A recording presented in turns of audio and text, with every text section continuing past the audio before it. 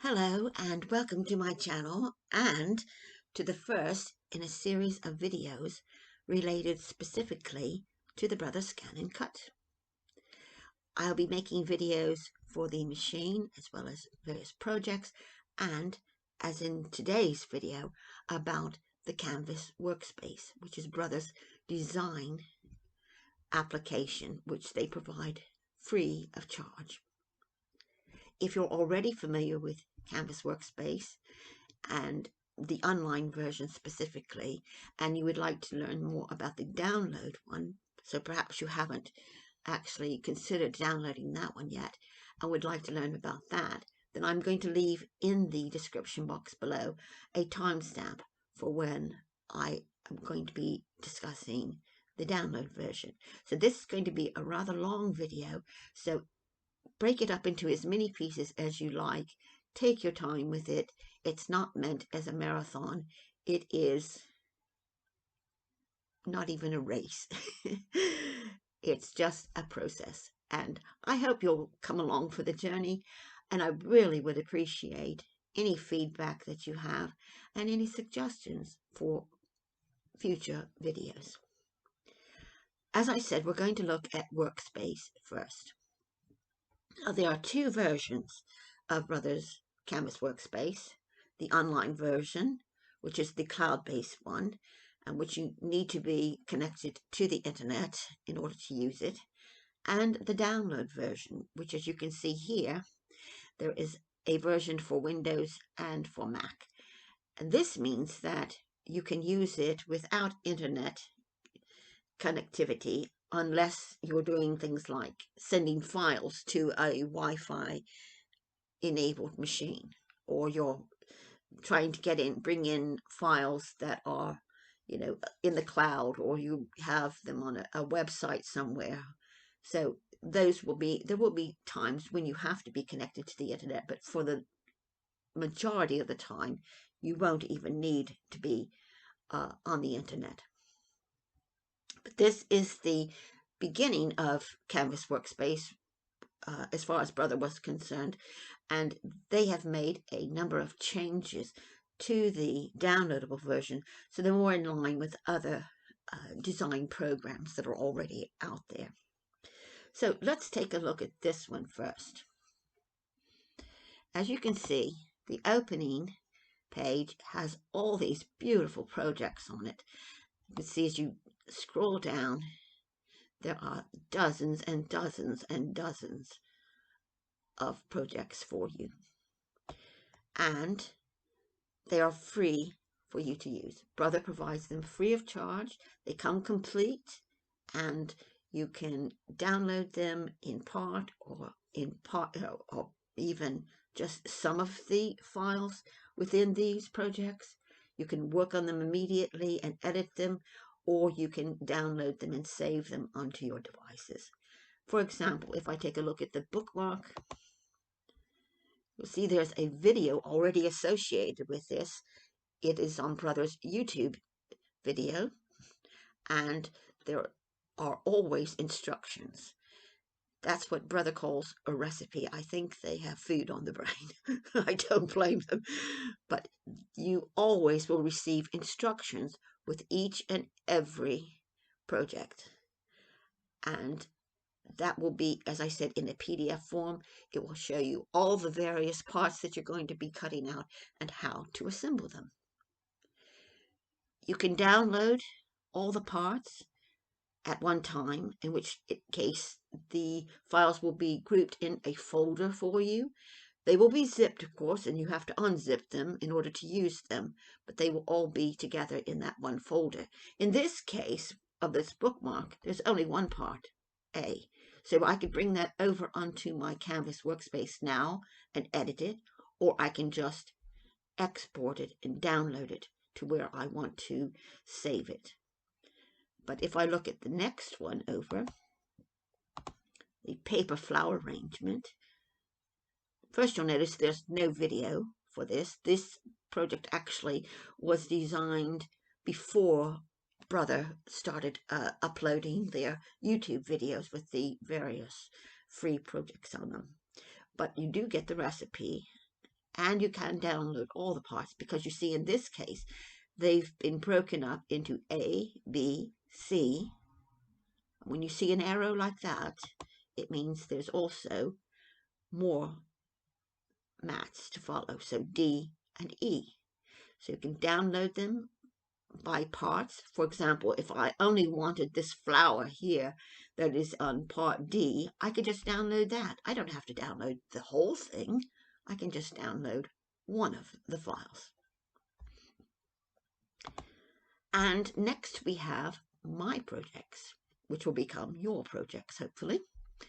And that means anything that's already in progress or has been saved and stored on the cloud, or in the cloud, I guess you could say, in Canvas Workspace. They don't have to be permanent.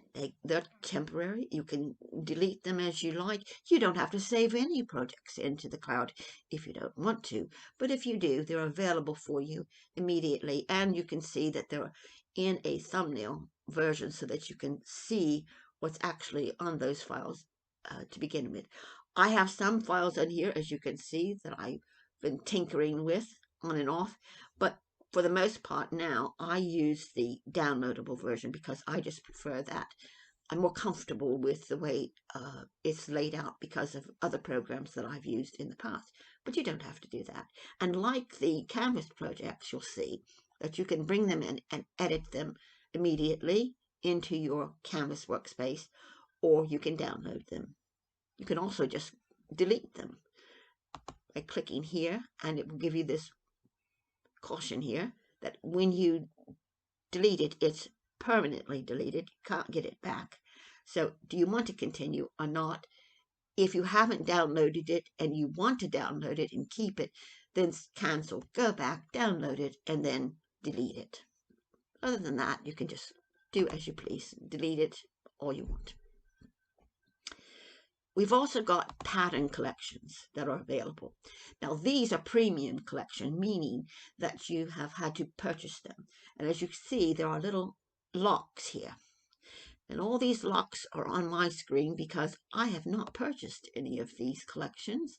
So therefore, I do not have an activation code and cannot access them.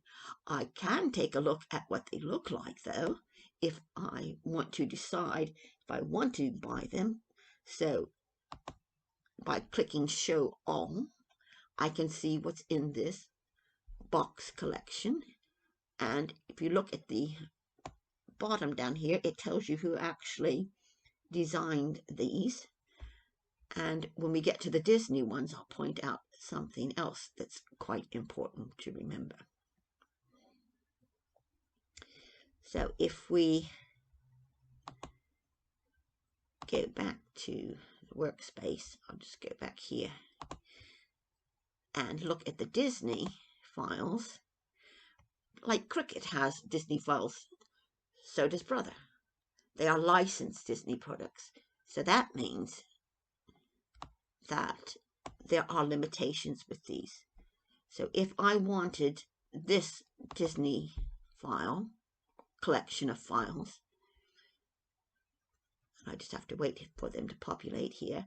This is what I would be buying. And here it tells us that these are for personal, non-commercial use. So you can give them as gifts to your friends and family, but there is no license granted for commercial use. And any other notes, I would read those. You need to be sure that your activation code is good for your machine. You have to have your machine registered in order to use these. So they can be resized and mirrored, but all editing features are unavailable.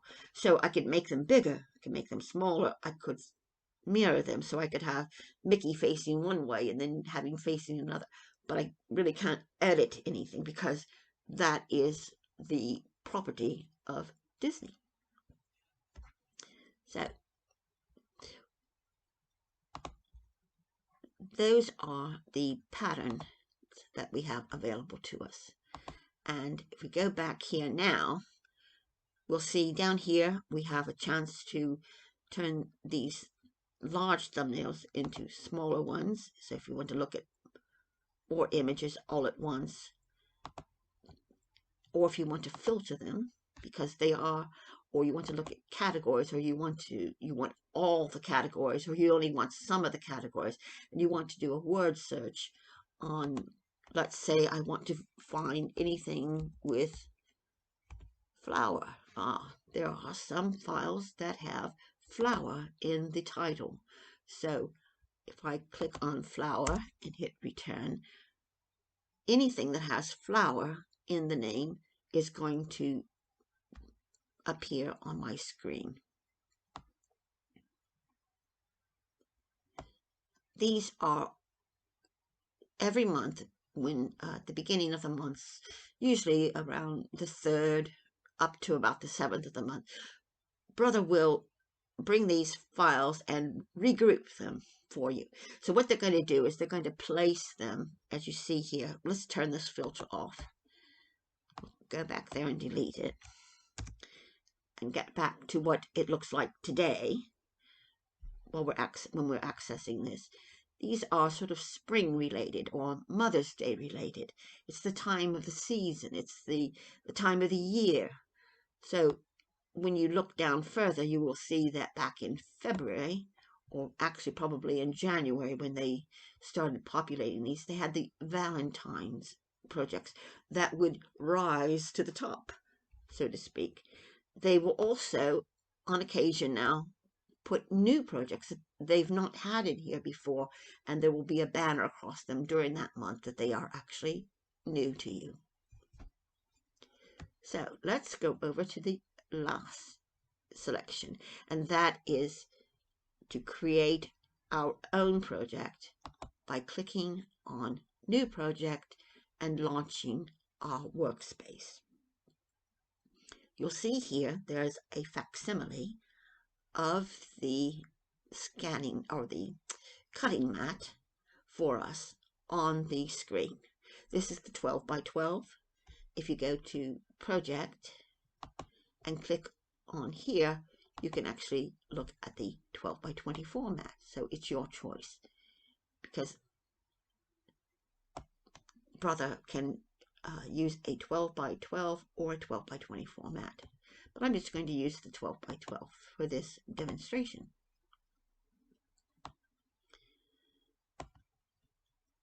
And to take you through this, what I'm going to do is I'm going to start here with the downloads. And at the moment, I can't download anything because there is no project to download, because there are no shapes in the cutting area. And that's important to remember, because the cutting area, if I zoom in, is this red line here. So a shape, anything that you put in here, a word, a star, a circle, a square, no matter what, has to be within this cutting area in order for it to be turned into a cutting file and downloaded to your PC or to your machine. You can't do it if it's outside of that.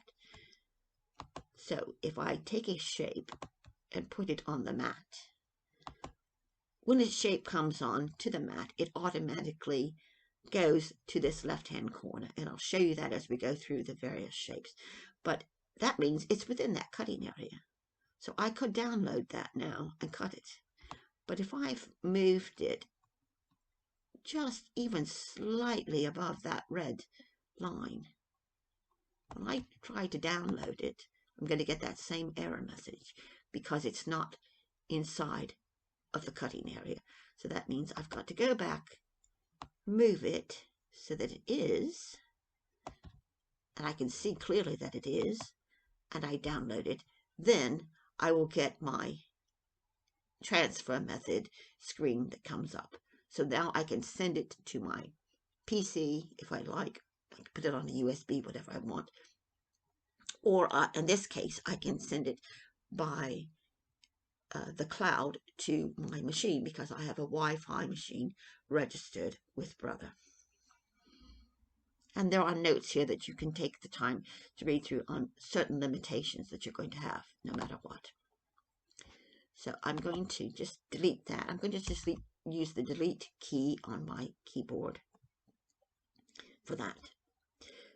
Projects, again, that are already in the cloud will also be shown here. So you see there are different ways to actually find certain things on Brother Canvas Workspace. Some of them are going to be in menus, some will be in keyboard shortcuts, some will be by just clicking on the mouse, clicking right on the mouse, and you can see right now these are all grayed out because I haven't started working on anything, but there are functions available in various places throughout the program. You'll see here basic shapes. Everything is just made from a shape, really, and it's how you change those shapes, how you weld things together or take things apart or change the nodes on a shape that will determine how other shapes take place. And that's going to be the real excitement about working with Canvas Workspace, is getting your brain really working around that idea that, oh, that is a flower, but really what that looks like to me really is, oh, a couple of hearts stuck together, or this little petal shape or that petal shape, and forming your own design from just looking at shapes. You'll see here, these are the basic shapes that are also in your machine. And in fact, in the online version, they are in the same order as on your machine. In the download version, they are grouped by category. So you have all your squares together, all your rectangles, your circles, your stars, your hearts, etc., in categories, rather than just in this same order that you have on your machine. But you have exactly the same shapes in both versions of Canvas and on your machine. We use this arrow here to take us back to the categories. This will just collapse everything down, so it just shows us the mat. If we wanted any time to go back, just click on that arrow and it takes you back. Also, while we're in the basics, let me point out to you again, this is where a shape will immediately come onto your mat if you just click on it.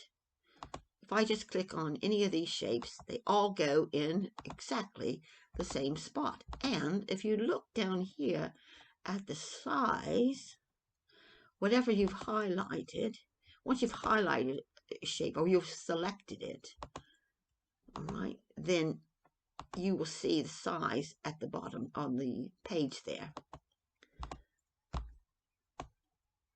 So there is a default width for all the basic shapes.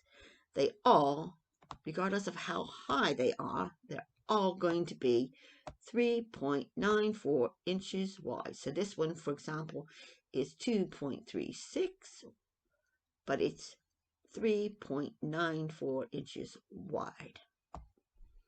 That is how you bring a shape on, unless you want to just drag it and drop it. You can do that as well. So if you don't want to be bothered with these all going in the same place each time, you can just drag, drop it, and bring it onto your workspace wherever you like. And that workspace encompasses the entire screen. So you don't have to work specifically on the mat. You can work anywhere on this screen, on this workspace. And when you save the project, you will be saving it as a project file. So it's temporary. It's not a cutting file yet. It's only going to be a cutting file when you bring your shapes into the cutting area and download them. And then it's going to convert them to cutting files. And again, everything must be within that cutting area in order for it to be converted to an FCM file. Otherwise, it's just a project, a temporary project that is saved, and you can go back to and edit it any time. So those are our shapes there. As with the basic shapes, we have borders, which also have default widths to them, and that is essentially the complete limitation as to how wide a file you can cut, or a shape you can cut on your machine. Even though you have a 12 by 12 mat, it's not actually cutting 12 by 12.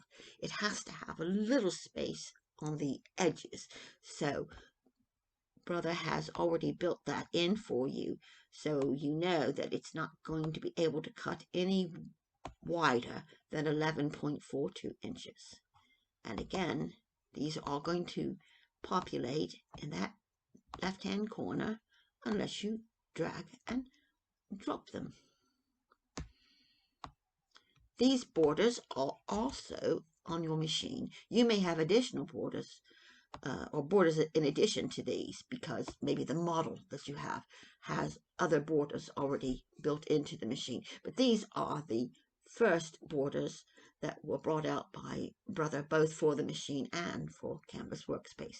So you have a number of them, such as some are more related to holidays. You've got some pumpkins up here, some jack-o'-lanterns, some hearts, grass. You can use these for all sorts of things, and you can do things with them other than using them as borders. So the mystery continues. Next, we have logos. Think of these as words, and that's what they are. They're in your machine. They are in alphabetical order, as you can see here.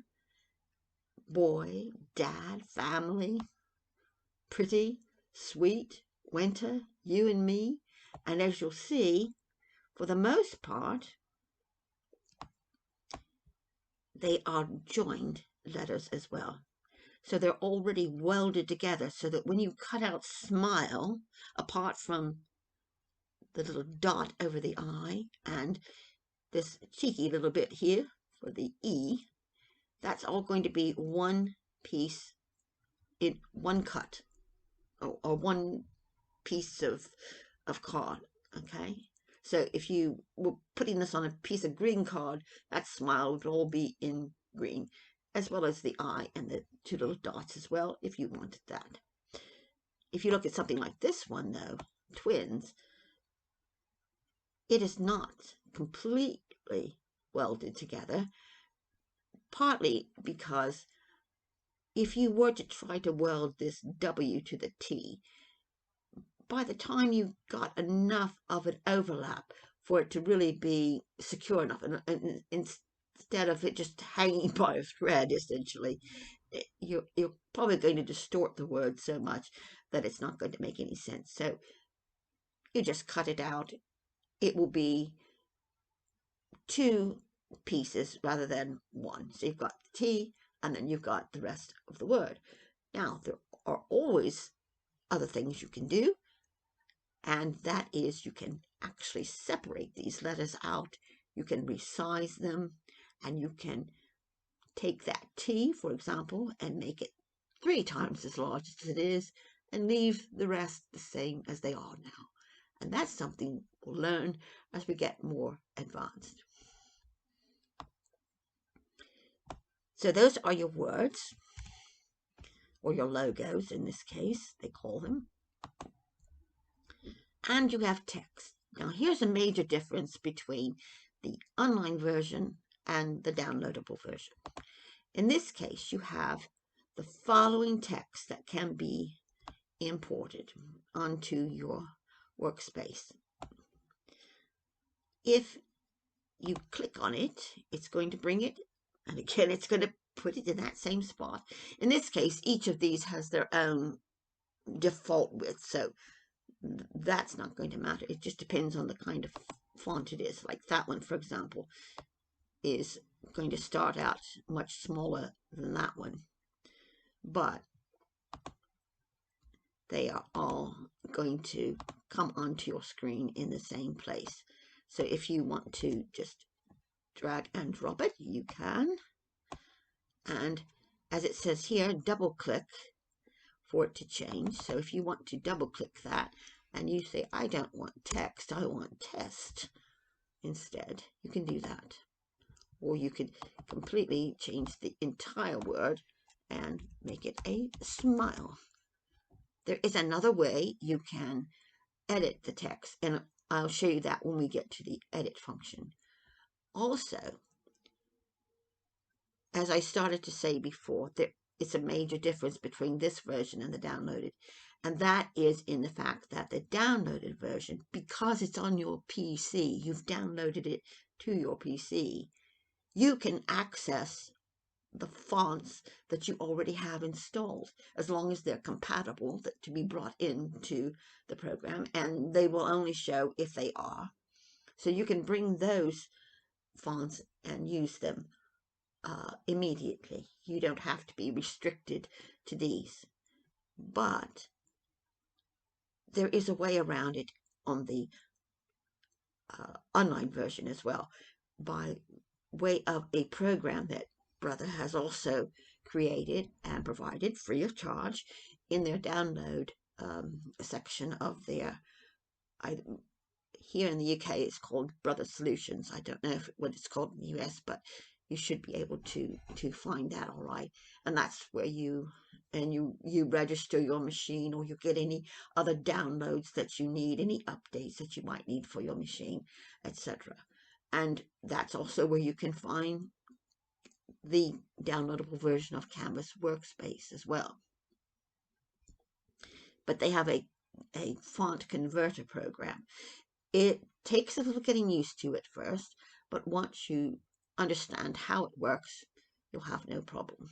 So that is one way to work around it, because this is in the cloud, so it doesn't know what fonts you've got available for it. So that is the difference. And we'll get rid of this for now. And ooh, there we are. Now, these two, you're probably not going to see. Line embossing, like that little dove there, or region embossing, like this butterfly, because these are premium products that have been purchased separate from the machine, or from the that were loaded originally in Canvas Workspace. So they're much like those pattern collections that we saw. The reason I have them is because at some point I bought an embossing kit that Brother provides, and as part of that kit there were some files that were designed specifically or to optimize the line embossing and region embossing functions. I can use them for other things, but they were made specifically or intentionally for that function. The same as if I had the rhinestone kit, and the rhinestone kit comes with a number of already preset files, they would also show here, but I don't have that. So I have these. So if you're using Canvas and you've not bought anything, any additions, any add-ons as far as patterns go, then you are only going to have My Project's basic border, logo, and text. So don't worry if your Canvas Workspace does not have these patterns, because I have them because I bought them. So that is all of the patterns covered, and now we're going to move up to the various menus. Now, when you start a project, you can go ahead and give it a title. So I could call this ABC, for example.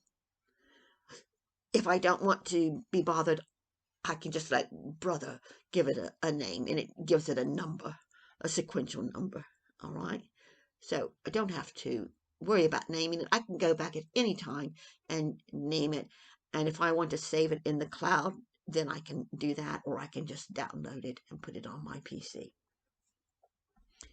This menu across here, some of these same functions are up here in Project, Edit, and View. So it's helpful for people, because some people get more used to using icons that are cross. Some people prefer to go to drop-down menus. It just depends on your own personal preference. And as I said, there are other ways, like to copy or paste or duplicate or delete or group or ungroup by just using a click of your mouse as well. So we'll go through those in a little bit, but first I'm going to go up here and look at Project, Edit, and View, and then we'll go over those, because some of these we'll already have covered once we get through these. Project, we've looked at the area already that we can have on our screen. This is for a new project, so if we wanted immediately to create something, it would say, okay, do you want to save any changes that you made, or do you want to just go ahead and leave? And if you say leave, then it's going to refresh your screen for you and bring you up a new mat. So it didn't really matter for us at that point because we had no project on here. But if you've been working on something and you've changed your mind and you don't want to be bothered with deleting everything and this and that, just get a new mat. The other thing that you come across, and this was a bit confusing for me at the beginning, and it says overwrite this project. Crucially, it has next to it, in brackets, an S. And guess what S stands for? Save. So don't let yourself get confused about this. I thought at first that, oh, if I hit that, am I overwriting everything, or what is happening? Am I deleting something? No, all you're doing is saving the project as it is. I don't know why brother decided to call it overwrite. There must be some reason. I'm sure it's out of my pay bracket, whatever it is. But that's what that is for.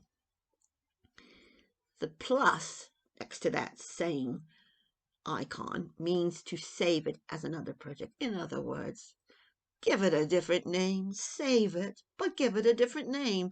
And now I've got an ABC and I've got a DEF program or file or project. So a copy of it. Or if I've made any changes, I've started out, I've got my project on my screen, I've called it ABC, and now I say, well, you know what? I want to keep it as I've got it there, but I'm just going to go ahead and call it DEF, and I can do that. And when I save it, I've given it a new title, or I've let brother go ahead and name it for me. Easy peasy. Next is the counting of shapes. It's not the counting of sheep, it's the counting of shapes function. This comes in handy, at least for me, in one respect. Now, this is not available on the downloaded version. There is something else called layers. And once you get your head wrapped around layers, you're never going to go back. You will love it, I'm sure. But once you get the concept firmly in mind, you will love working with layers. In this case, it counts any shapes for me. And at the moment, if I count the shapes, there are none. Okay, 0. If I bring in more shapes, it's going to count how many shapes there are in the project, not necessarily the cutting area, the project. Okay, so there are 3 shapes here. So I found in the early stages of working with Canvas that sometimes I would have one of these shapes, you know, way over here somewhere, or I was so concentrated on looking at the mat itself that I didn't see that shape anymore, or it becomes so minuscule I couldn't see it anymore.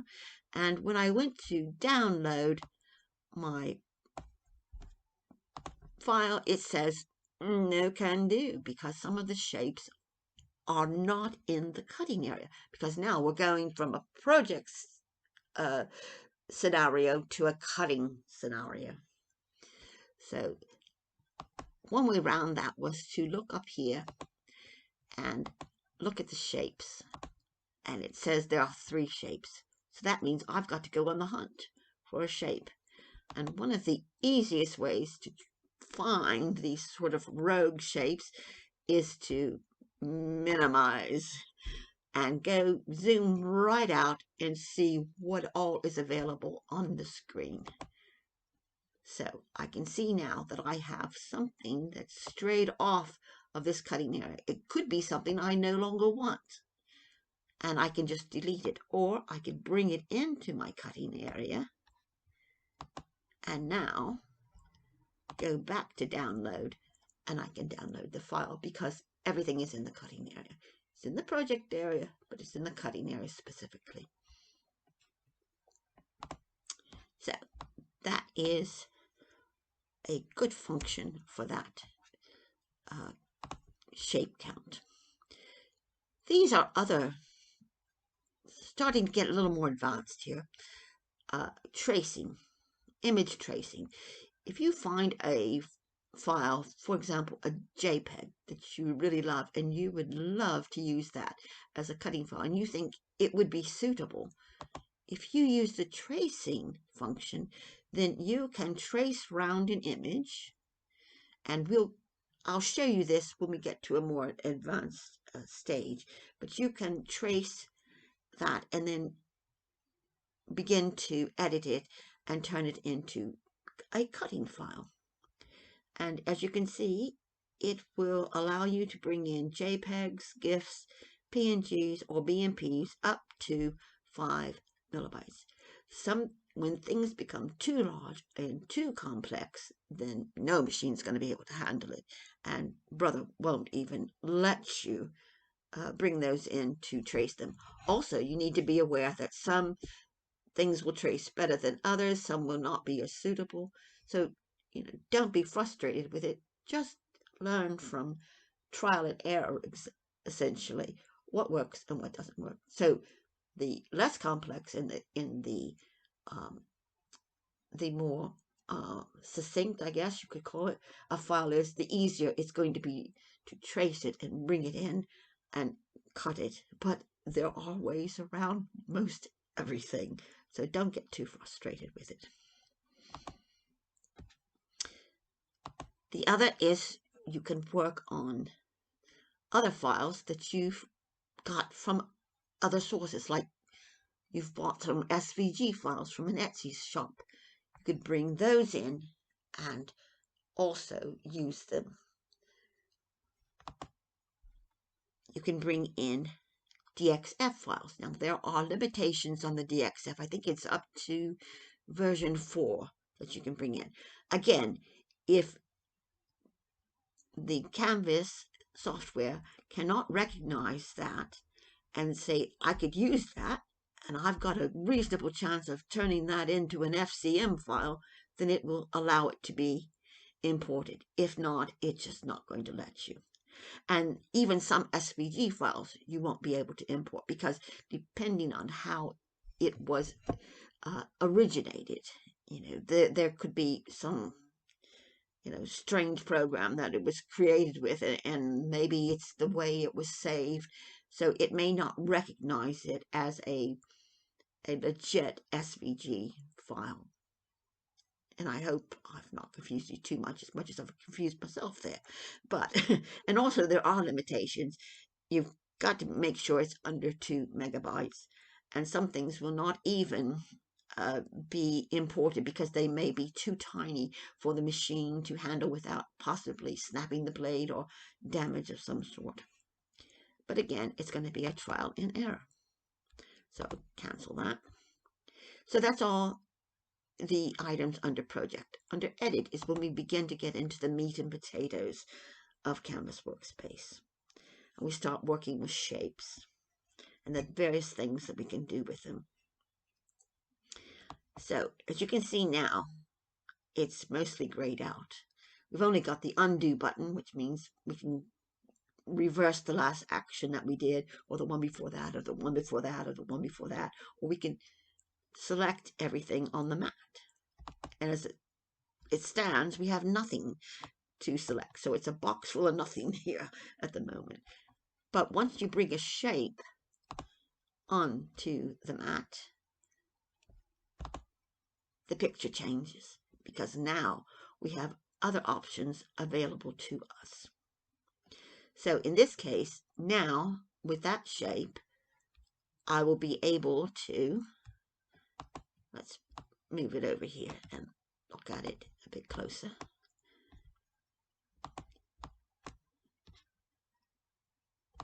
Now I can delete that, so I can cut it, or you could use Control X on your keyboard, or you could send it into the bin, delete it altogether.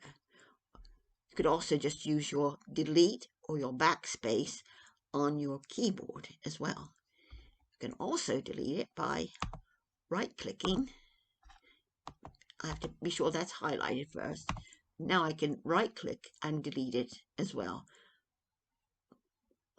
But in this case, we could use this here now and delete it. Now, if we changed our mind and we said, no, I don't really want to delete that, just use your undo button and it will bring it back for you. Or you could use your redo and redelete it, and back and forth and so forth. Next, and as I said before, make sure that any shape that you have that you want to work on, you've got to have it highlighted. So you've selected it, and now I can copy and paste it, or use Control C and Control V, or use my mouse, right click and do the same. I can copy and paste it, and I can also just duplicate it. So if I copy it and then I paste it, it's made a duplicate for me, but I could also have gone in here and just duplicated it, and there it is. Or I could right click again and duplicate it. So the choices are many in some cases. All right, and we've still got these two shapes up here, and we have these other options available to us. At the moment, the group option is grayed out. Even though I've got two shapes on here, I don't have the option to actually group it because I have not selected both of those. So I have to have at least, at a minimum, two shapes highlighted. So the fastest way that I find is just to take and drag across it and select both of these. And as you'll see, bring this in a lot closer for you. There are these little blue nodes all around it, as well as this green one, which actually tilts it or rotates it. But you'll see this dotted line here also. That is the cutting line. So the cutting line is actually just outside that black line. So if we take the color out of that black line, which I'll show you later how to do that, you'll see that the cutting line is just beyond that. This is more as an aid to you visually while you're working on something to see the color in there. But the cutting line is right outside of there. And each object is going to have its own little blue boundary box, as you see there. When I get back to here, you'll see that one has a blue boundary box, that one has a blue boundary box. So those are two separate shapes. Highlight them and I can group them, just like you can group on all sorts of other programs. Group it. I can right click and group it. I could just use G on my keyboard to group it. All do the same thing. So I can use the G and group it. And now I can move it about. It's still two separate shapes, but it's going to be moved about in unison. And then I can ungroup it also. So, I've got to highlight both of them again. And we can, I had ungrouped it by mistake. We group it and then we can ungroup it. So, hope you get that idea. Just highlight both, group it, and then you can move it together, keep things grouped together while you're working on other things, for example, and you want to have a little better control. That's a good time to use your group, and then when you're finished, you can just ungroup it. Other functions here are select all. Again, if you select all, it's going to go ahead and select everything on the mat. So if you have all these other shapes in here, if you just go up here and you select all, it's going to put the bounding box around each of those. And now you have everything on your mat selected. That's also very useful for when you want to get rid of everything at one time. So if you want to select everything on the mat or everything in your workspace all together, just get rid of the lot and start over again. Rather than go one shape at a time, you can just delete it all at the same time. And then you can use your redo key, your undo key, if you have changed your mind. Next is, as you see here, edit text. It's grayed out at the moment. It's not available. And I bet you can guess why. It's because there is no text. It's only shapes at the moment. So you have to have some text in here.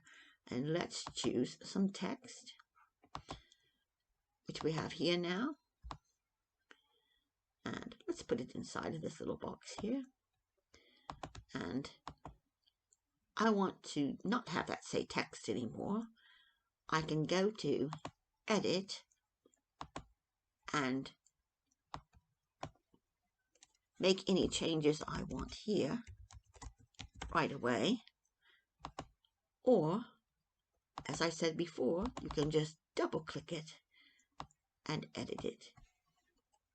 So we'll go from smile to ski. Smile to ski. And if we want to go back and edit that, now it says ski, and now we can change that back to something else. Simple. Simple. So that is your edit function here. There are more editing functions for text in the downloadable version, which I really like. I prefer that one, as I said before. But that's how you can edit your text for the online version. So we'll delete that for now. And in fact, we'll delete all of these and bring up some different shapes now. There is another edit function here, which is an offset function. I'm going to bring in an offset that looks, let's bring in a circle. And let's bring in a star as well. And let's highlight the circle and offset it. Now, this comes in handy when you're matting and layering. Very handy indeed. So, all this is going to do is to draw another line, either outside of the original line or inside the original line. So the shape, depending on the original shape, could change significantly. You have this slider here, which determines the space that the new line is going to be from the original line. Okay, you've got your direction, outward or inward. You have other options. You can create an offset line only around the outer edge. Now, the shapes that I have on the screen at the moment only have an outer edge, but if they had some other apertures inside of them, other shapes inside of that shape.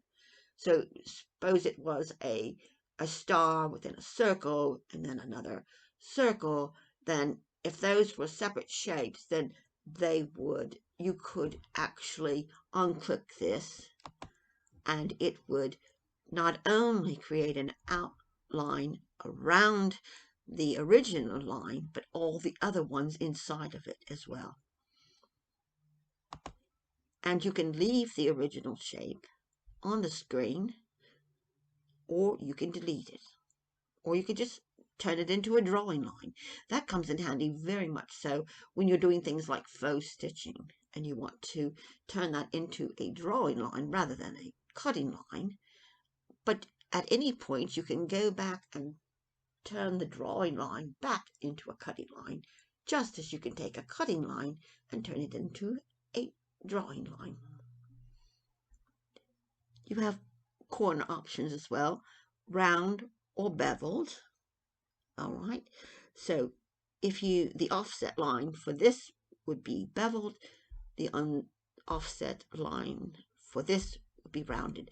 So again, this is going to be determined by the look that you're going for.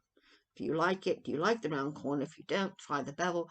If you like that better, okay. You may not see much of a discernible difference depending on the shape, like the round circle, because round is round is round. So if I were to click this now, let's bring that to 0.6 inches. It's going to make an offset line around that circle, and as you can see, the blue bounding box highlights the original line, and that is the new line, and it has its own bounding box. So you see that this one is now 5.14 inches, where the original was 394 by 394. So that is your offset line on the outside. If you want it on the inside, then you simply go here and you have those same options, except that you don't have this inner portion, so there's no sort of other aperture to offset. It's just an inward line, and it will do that automatically for you. So in this case, here's our inward line, and you see it's smaller than our original. And if I were to select all of these, I could see sort of what it's going to look like once I cut each of those out and put them together. So if I'm happy with that, then fine. And I'll show you a more precise way to get that look in just a moment. I can take the star and do the same. If we offset this one, and let's go outward with it, and we're going to round it. We're going to leave it, and I'm going to really bring this up. You'll see the difference now. Rather than those pointed edges, it has these rounded corners. And if I were to change it to beveled edge, and still bring it up in size, it's going to have this shape instead. So those corners have all been angled off like that. So depending on the original shape, that's going to help determine what the outcome of the offset line is going to look like. Things like circles are going to be circles. You know, triangles, well, they will change somewhat because they have points. But a square or a rectangle is a rectangle or a square. It's not going to really change, is it? But these are really fun things to play with as well. So I'm going to get rid of that one, but I'm going to show you on this one another function that we have, and that is the alignment function. At the moment, there's nothing selected, so I can't align anything, even though I've got this one selected, because you have to align more than one shape. So it has to be two or more. So I want to align all of these shapes together, rather than try to guess where I want to place them. If I wanted to place them all to the left, highlight all of them, select Align Left, and it will move them all over to the outermost bounding box right there. If I want to move it to the right, it's going to move it over here. If I want to move it to the center, and it's going to align it here to the center. So it's horizontally lining it. So it's from left to right that it's aligned this shape here. If I were to align it to the top, it moves it to the top. If I align it to the bottom, it moves it to the bottom. And if I align it to the middle, it's going to align it vertically now. Now, if this were not like that to begin with, if I had not already aligned it centrally, so horizontally, if I just align it to the middle, that's all it's done. It's just put it in the middle. Each of those, the middles all are going to be aligned. But if I want to put all of these exactly within each other, in the middle of each other, you go back to center and to middle, and it will do that for you. So I'll show you that again. I have all these separated. Simply highlight them and align them horizontally and vertically. You have that same function on your machine as well, so you can align things in exactly the same manner. Also, while I've got that, I could group them at this point if I wanted, and then I could move those around my work area as I please. And when I'm ready to ungroup them, you can just use the ungroup function. Now, next is the flip function. Now, this is not going to make a darn bit of difference when it comes to a circle, because if you flip this vertically, nothing's changed. If you flip that horizontally, nothing's changed. But if I bring in something like this arrow here, and I decide I want to flip that vertically, then it has changed. Go back and show you that again.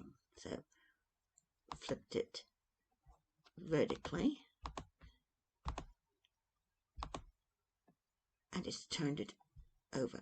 This is a good mirror function. So when you're doing text, for example, to put onto, like, say, a t-shirt or something like that, using vinyl, you can use your mirror function by flipping things horizontally or vertically as well. You see that's flip that over. So I might want to duplicate that. But now I want one of them flipped that way and one flipped that way. Or I might want this one turned that way. So I've got this sort of thing going on. And it's another tool to quickly move things around.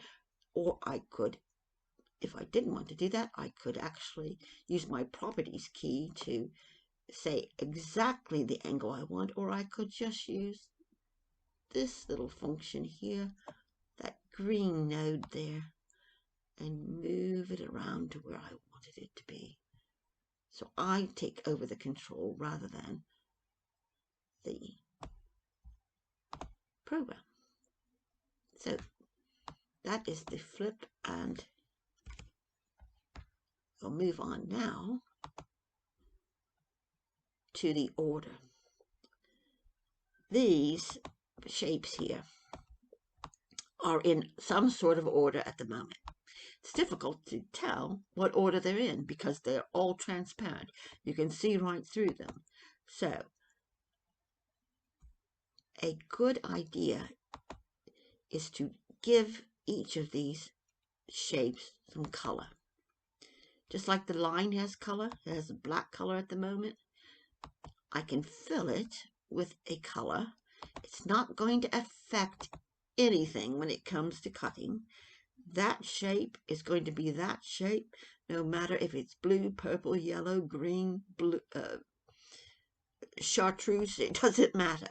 That is going to be a cutting shape, because when it becomes a cutting file and it's sent to your PC or over to your machine, it's going to be transparent again. So, but if I have these like this now and send that to be cut, that's how it's going to cut it. So it's going to cut all the way around here, but it's also going to cut all the way around here. So it's actually going to slice through there. So I would not necessarily want that. I might want that for some strange reason, but in most cases, that's not what I want. But I want to know what's up front and what's in the back. And this becomes even more important when we get to the next editing function, which is the overlap processing function. So I'm going to give these different colors at the moment so we can see where we are. So did you guess that the yellow was on top? Or did you think the blue was? When in fact it was all the way behind. So I have these at the front, in the middle, and at the very back. Now if I only had these two, then it's just a choice of back or front. In this case, we've got to the front, one behind the front, and then the very back. If I highlight all of these and go up to edit, and I use my order function, I'm sorry, I should just highlight one at a time, then I can determine where do I want that.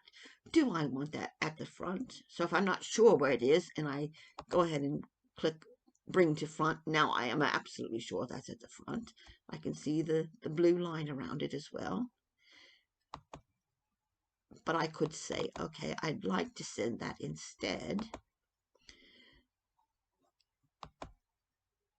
behind this shape. So this was on top, remember? That was at the front. And now I can make it go behind. It's still in front of the blue, And if I want it behind the blue, if I highlight it and send it to the back, now it's at the very back. So that is the order of my objects at the moment. So if I want to take this purple one and send it to the back, I can do that. I could send this blue one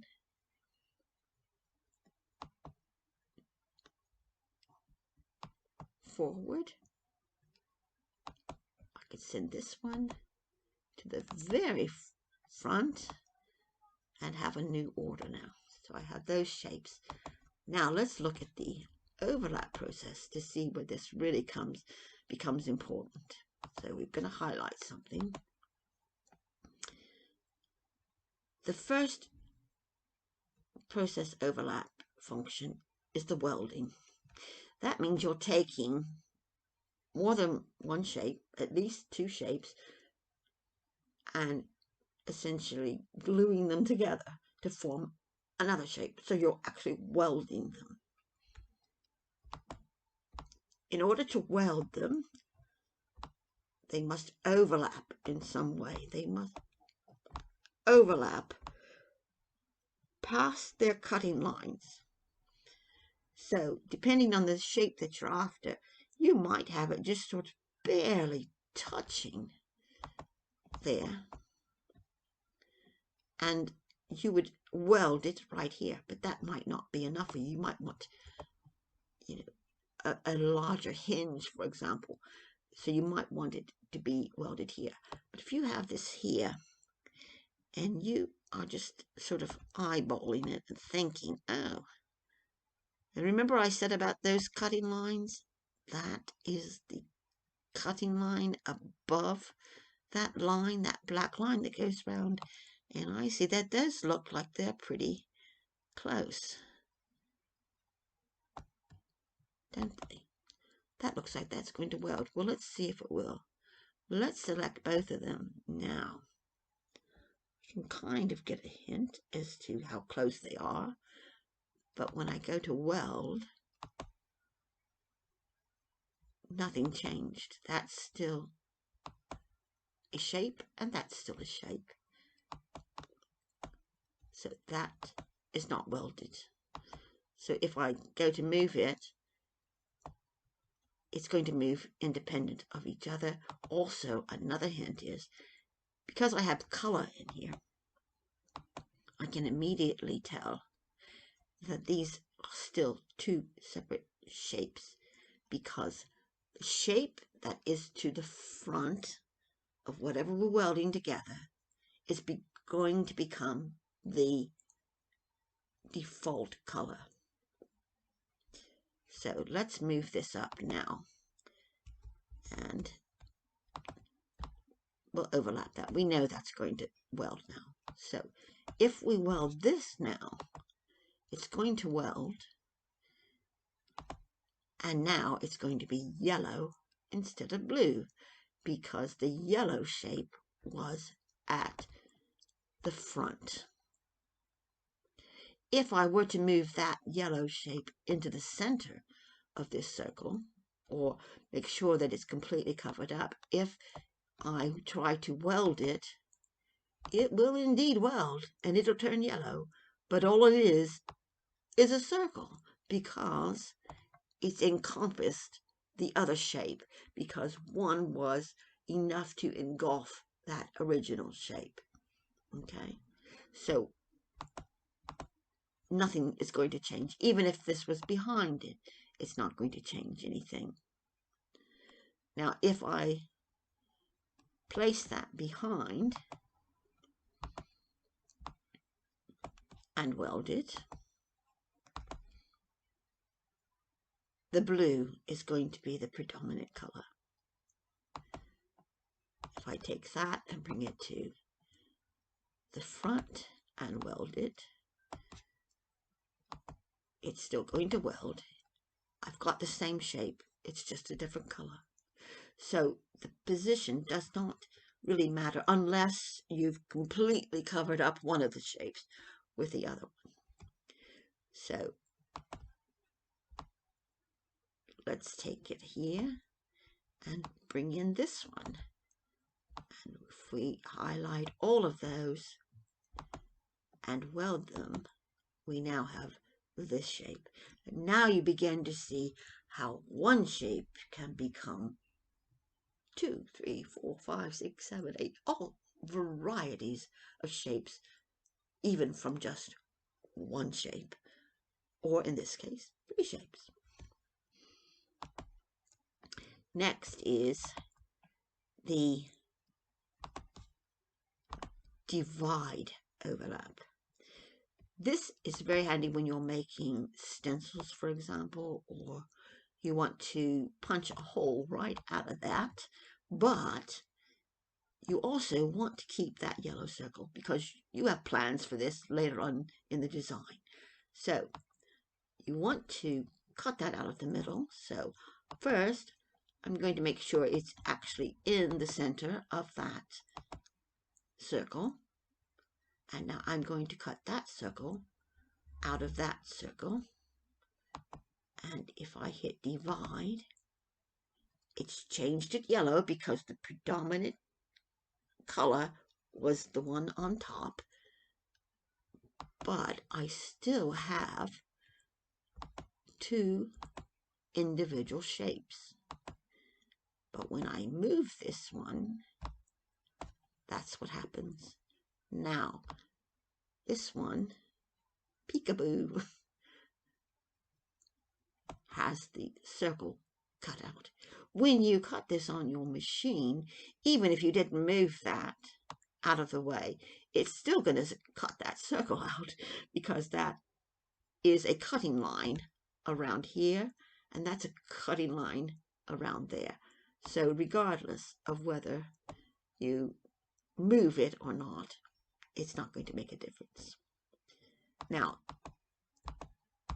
there is a difference when you use the separate function, and we'll get to that in just a moment. In fact, I'll go ahead and jump over to that now. This is back to where we were before. So I'm just going to give that a different color so that we can see what happens. If I were to highlight this now and come all the way over here to where it says subtract, what you're doing there is you're actually just punching a hole out, just punching whatever that shape was, and it's also going to remove the original, or whatever you punched out. It's going to take it right off the screen. So when you subtract it, it's gone. So it's nowhere to be seen. So if you wanted to keep that shape and work with it some more, then I would suggest divide. If not, just use your subtract function. The same result. Even when you cut this out on your machine, you're going to have the outer circle and you're still going to have this inner circle because that is a cutting line. Now, if you were to take this circle that's on top and send it to the back, send it to the back here. Let's see. Let's take this one and bring it to the front. Oh, it's because it's already cut out. Let's go back here. All right, there we are. And we're back to where we started. Now, if I have this and I send this to the back and I want to subtract it, there's my shape. I can't see it, but I can see the blue box around it. There's my other shape. I can see it, and I can see the blue bounding box. But now, when I subtract, it's going to do something different, because now it's just going to get rid of everything, because what you cut out was already at the back. And that's what happens. If that happens to you, then just undo it, and you realize then that that should have been to the front and not to the back. Or in this case, if it was sitting over here and I subtracted, I could make a little moon here.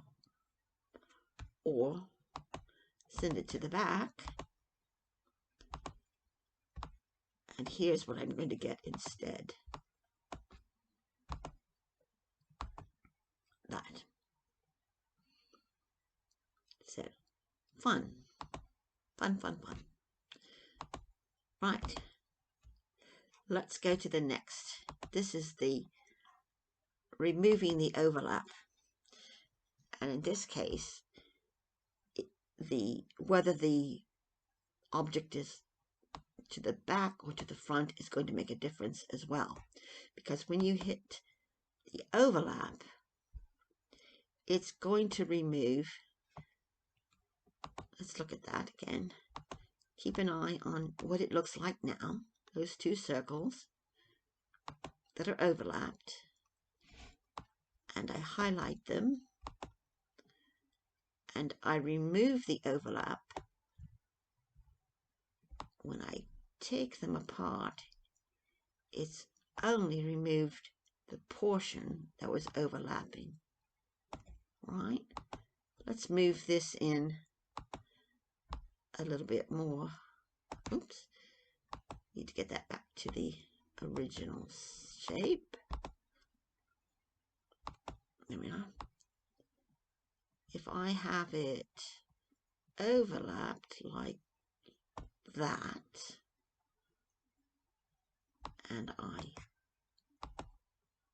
remove the overlap, I'll get that. Or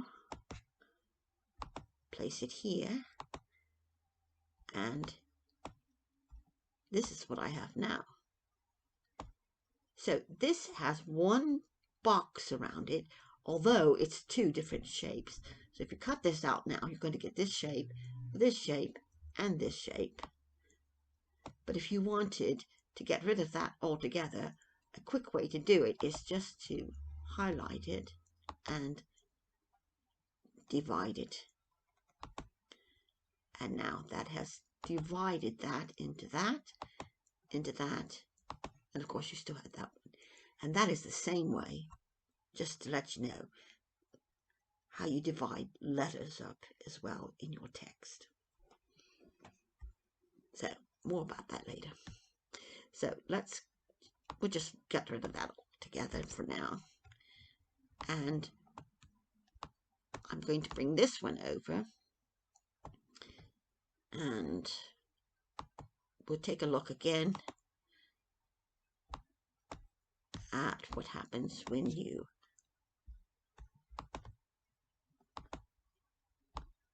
oops, keep missing that, don't I? Remove the overlap. It cuts that out. And if I put that to the back,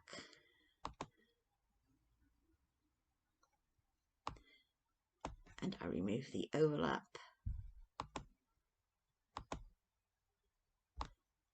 then I have that. So you can play with that and come up with all sorts of different shapes. So now I've got something completely different than what I started with. So those are your edit functions. Next we move on to the view, and that's a quick study here.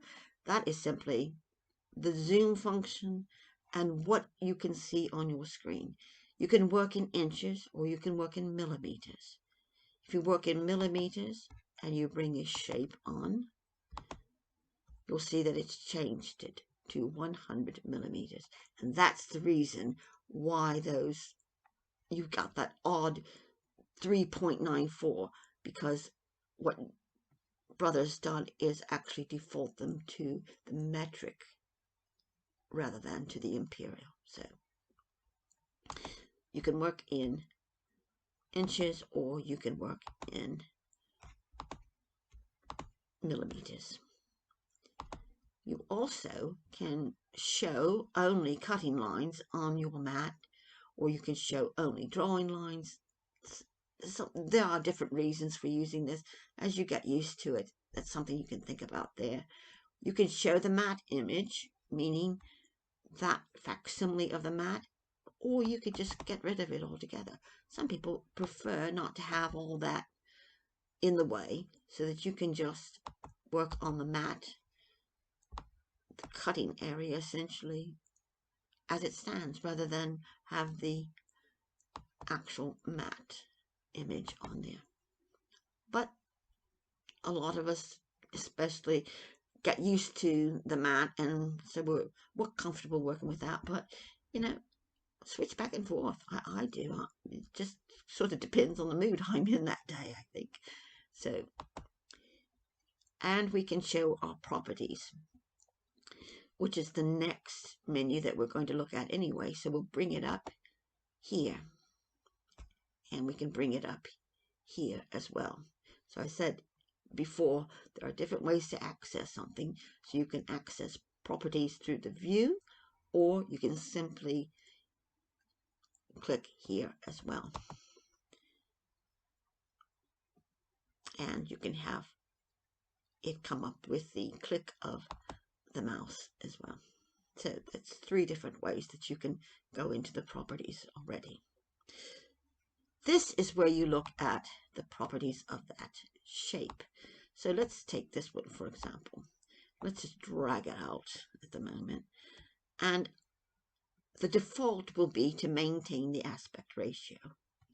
So I'll take that out and I'll get another shape in here. And I'm going to bring in this one this time. Okay, it's on my mat. It's 100 millimeters or 3.94 inches. And we can move this where we like. And we can actually get that out of the way. Pull that over. We see the dimensions here, the width and the height. If we want to maintain that aspect, we want to, so when we make it wider, it will get taller at the same aspect, same ratio. So if I change this to 5, and this is clicked, then when I do that, I just click off of it, it changes it to 5 by 5. So if I have another shape, I'll keep that on here, that looks like that, I can maintain the aspect ratio because it starts out at 2.78 and its width is 3.94. If I change this to 5, it will change that to 7.7. I can use my plus or minus keys to change those dimensions, and it's going to maintain that aspect. Now once you click off of there, then when you change the width or the height, they'll be independent of each other. So if I change this to 8, although it says 4.32 for the width, and usually that would have changed as well. So if I did this and I changed that to 8, it's changed the width to, or the height to 5.65, while it's has the width of 8. If I were to turn that off now, and I change this down to 4, it's still 5.65 by 4. So this aspect has not changed, but this one has, and that's when you begin to get new shapes. You can also manually override that at any time. Whether or not that is clicked on or off, it doesn't matter. Like in this shape here, it's already on. We could change it to 8, and it changes it to 8 by 8. But I can always just take my mouse and grab those nodes and move them independent of each other. So I've actually changed the dimensions. You can see here on the screen where it's changing it, and I can keep an eye on that. And I can say, oh, I'm getting closer to where I want to be. I want to be at 6.5, somewhere around there. And if I want to be exactly at 6.5, then I can go up here and change that to 6.5. Make sure that's off. And the size is now 9.96 by 6.5. Well, I'm glad that happened, because that is one of the aggravating parts about working with a program that's online, when something goes wrong with your Wi-Fi and you have to come back to it. So it was not letting me bring the show properties function in anymore. So we're going to kind of regroup here. We'll bring a couple of different shapes back in, and now we'll go back to our properties and continue on. We'd already looked at the size and angle, and the degrees we had begun to look at. So if I wanted to change that to 45 degrees, I could simply type in the number there, or I could use my down or the minus and plus signs, or just simply rotate it to where I want it. And you'll see over to the right there, it's telling me how much it's rotating it. I can also resize anything by a percentage.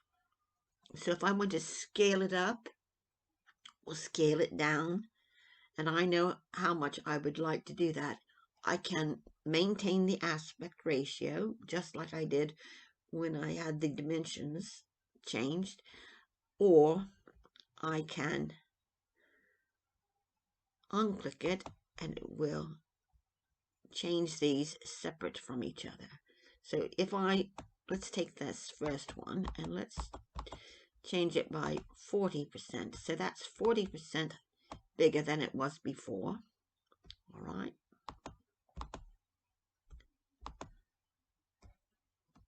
If I were to, let's put it back there.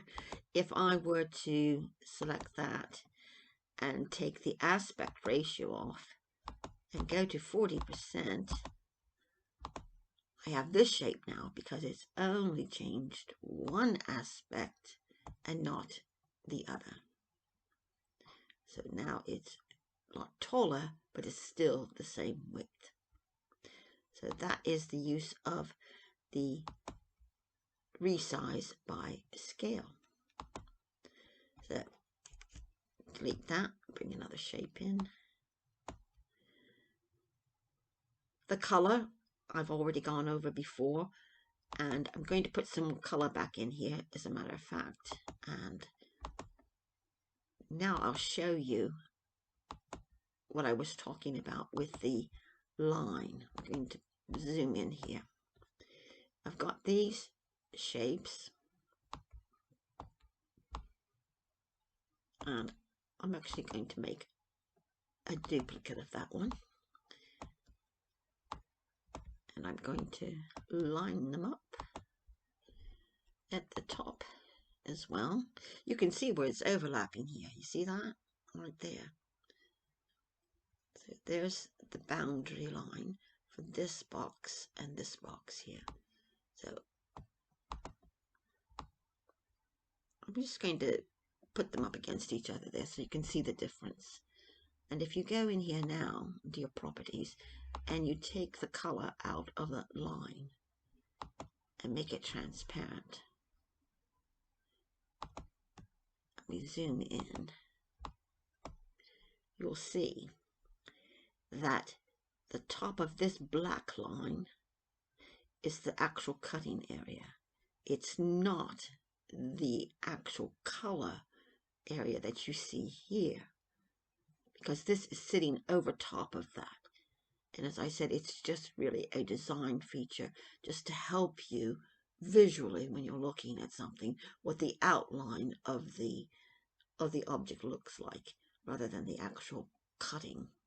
So you may prefer to work with the lines or without them. There will be some circumstances where it can be really helpful not to have any line there. So just to let you know what that difference is. We'll get rid of that one and we'll go back and we'll fit it to the mat again. We've got our shapes, and I'm going to show the mat image again. And now we're going to look at the line type. By default, anytime you bring a shape on, it's going to be a cutting, stroke, drawing line.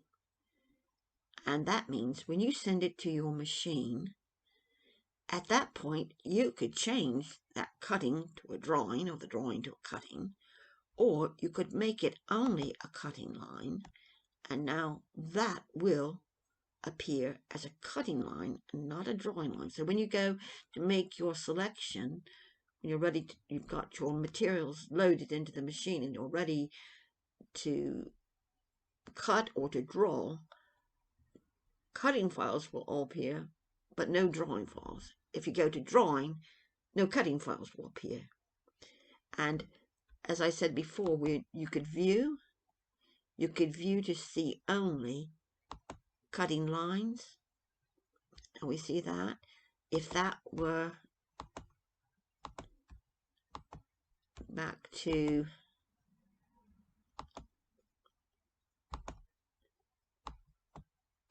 a drawing line,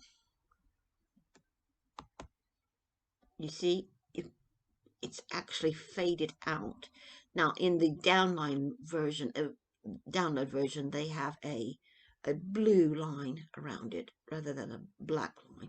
But in this case, you'll see that it's very, very faint, and you have to really go in to be able to see it. But if you click on it there, you'll see that's just very, very faint to there. And when you click on here and you say, I only want to show drawing lines, then it will show you the blue line, just like in the download version. Because remember, this one could be a cutting or a drawing line. So if I were to change that, to go back here, and let's select this one. Oops.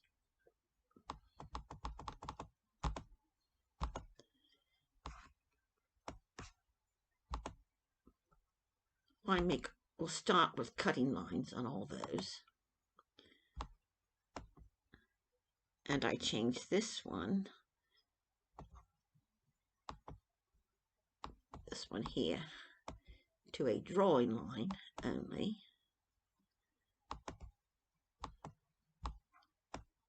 It has a blue box around it because when I'm in the view, I've only asked it to show me drawing lines. If I wanted to show me cutting lines, it it'll only show me the cutting lines. So it's faded this one out now and highlighted the cutting line. But if I select everything and go back to just cutting or drawing, then everything will be seen, because I can just turn that off, and I get my color back as well. So just play with that, and you'll get the idea as you go along. So I won't dwell too much on that anymore.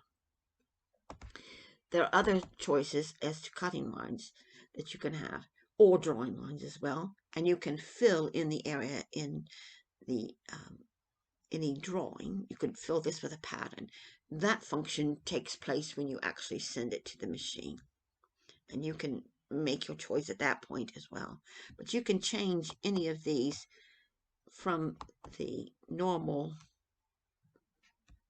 straight line to a dotted line. If I highlight that for you, you'll see now that there's a dashed line around there. And these come in very handy with things like when you want to have fold lines, for example, and you want to put dashes in there. Or if you're using this as a drawing line, you could have some faux stitching around it, like that. Or if you don't know what you want to do yet, just leave it as a cutting drawing line, and then when you have it in your machine, you can decide if you want to draw it or to cut it. So those are all the menus at the top. Quickly, just to run through these, we have other options: create a new page, save it, trace something, bring in another file. This is your selection tool, so you can select with that. I'm just going to come back out of this a bit, and we'll go over to our shape here.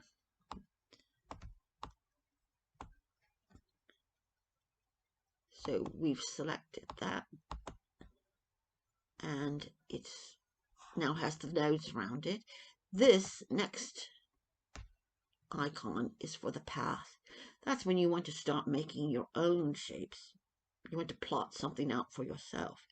So like this shape here followed a certain path. If I bring in this, I can begin to make my own shape. I'll give it a different color. You can distinguish it.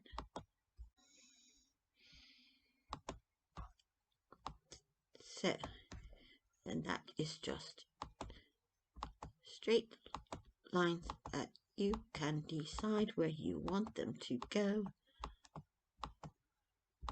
And once you've completed the node and you've connected it, then you have a shape like that.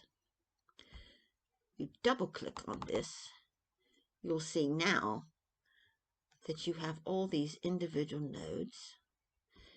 You have control points, which you can hide as well. But you see here on this one, there's not a line there.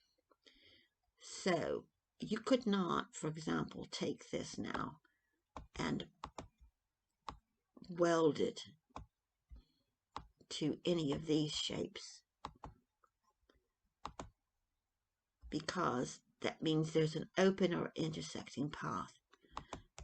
And that is what's happened here. This path hasn't been closed up. It's still open. If I were to click on that, then I can see here that I can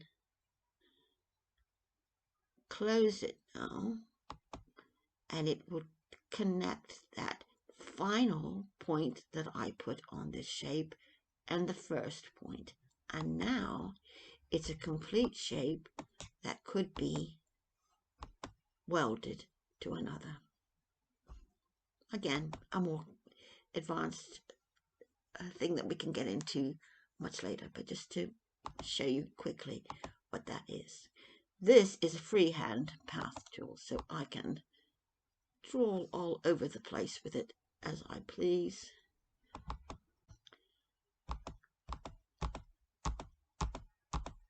And the redo, the rubbish bin, and we're back to our properties. And that is it. So, I hope I didn't lose you too far along the way. And I hope you'll go back and just have a good play with it. And of course, in future videos, we're going to be working on more projects. So my plan is to try and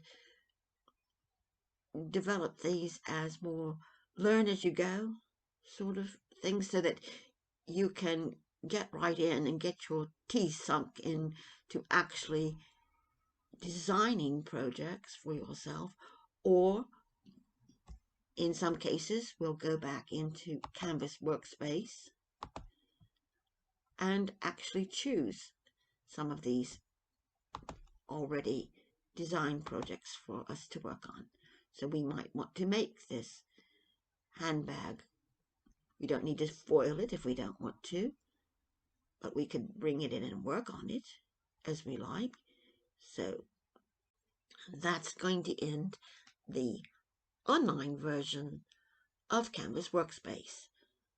So grab a cup of coffee, a cup of tea, a beverage of your choice, and join me for the download version coming up next.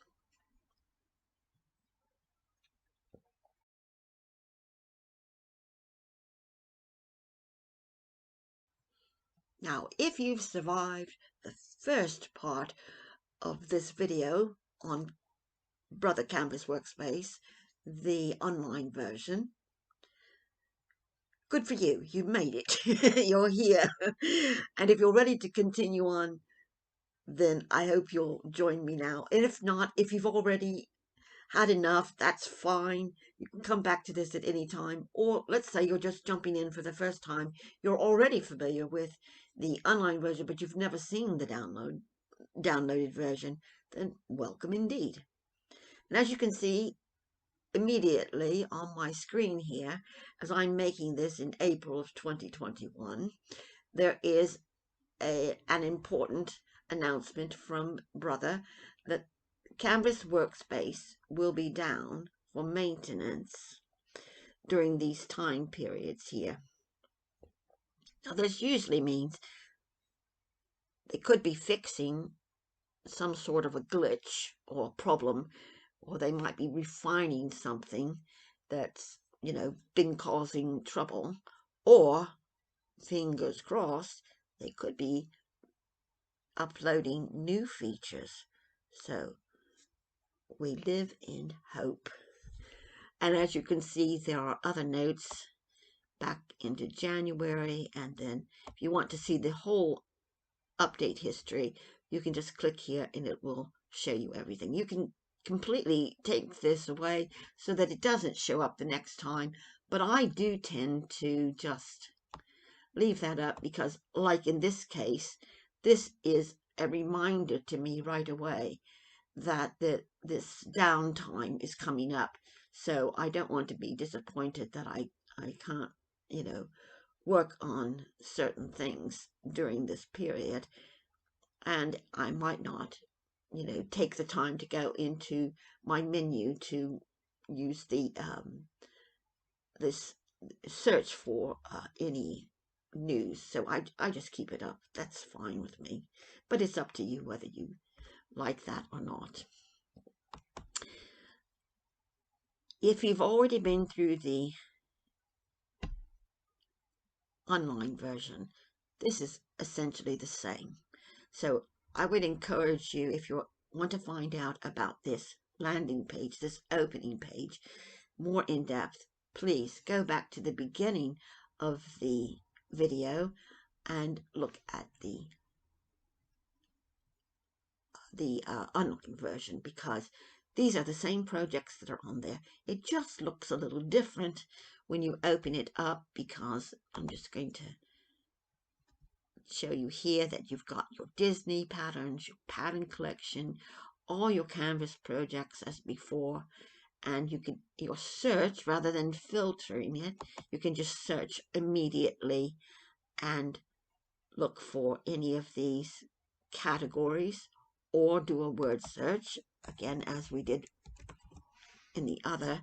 We looked for anything with flower in the title, and it found these projects for us. Okay, like these sunflower earrings, for example. So it's all exactly the same. There are less things in our way, though. I'm just going to go back to that real quick, because we don't have to look for my projects in here anymore. They're actually not necessarily in the cloud unless you've saved them there, because this is going to access where you've decided to put your files. So it could be on your PC, on a USB, an external hard drive, whatever. But this is all that will appear on this page, is the actual collection from Brother, or any of their premium collections, such as Patterns and Disney, of course. So when you click off of this, when you close this, then you're going to be into the workspace. It looks a bit familiar from the online version. You have the mat in front of you, and when you bring it up, it will default to this menu here, Properties. So as you see, the layout looks a lot different, but the functions are pretty much the same. If you want to go back at any time to your collection, you can. And the nice thing about this is, then you don't have to worry about saving what's on your workspace underneath it. And you could go in here and just click on any of these and bring them immediately into your space. Go back and find something else that you want to bring in, and I'll bring that in, and so forth. And you don't have to worry about saving this before you can go back to your Canvas project page.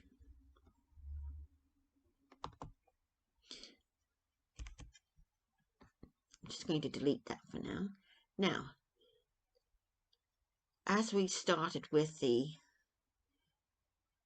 online version, we're going to start here with the shapes. As you can see here, we have our borders, our words, which is what are referred to as logos in the online version. And then in my case, I have the line embossing and the region embossing, only because I have the embossing kit. And that's the only reason that those patterns actually appear on this menu. Shapes are the same. They're all the same, except that they've been grouped into categories. And I really like this feature, because I don't have to go through, the circles are, how many down, row, 5 down, 7 down. All those circles are going to be together. So I want a plain circle. I want one with a scalloped edge, a more spiky edge. They will all be in the same section. And again, just like with the online version, when you click on a shape, it's going to place it in the left hand corner of this replica map.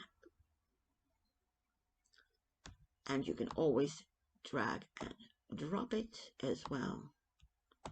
So you don't have to just rely on clicking it, but you always have that option, and it defaults to a specific size that Brother has determined. And in millimeters, it's going to be 100 millimeters wide for your basic shapes. And your borders will also be the width of your mat, cutting area, etc., etc., etc. The difference that you might see right away is that the measurements are not on the screen like they were on the online. They were down here, about this area here of the mat. Instead, they are over here on the edit button, where you can see the width and the height. And you also have the option now to place something in an exact spot on the mat. So if I look at this shape here, at the moment, it sits on the x-axis at 7.41 and 0.36 on the y. If I want to change that to 5, then it's going to move it over to the 5-inch space, and it's 0.36 as before, or as I start to move it around, you'll see those numbers changing over there to the right. And if I start to change the size, that also is going to change. If I have maintain aspect ratio clicked, it's going to maintain it no matter how wide or how high I make it. It's going to maintain its aspect unless I take off that check mark or that tick mark, and then I start to change it into something completely different.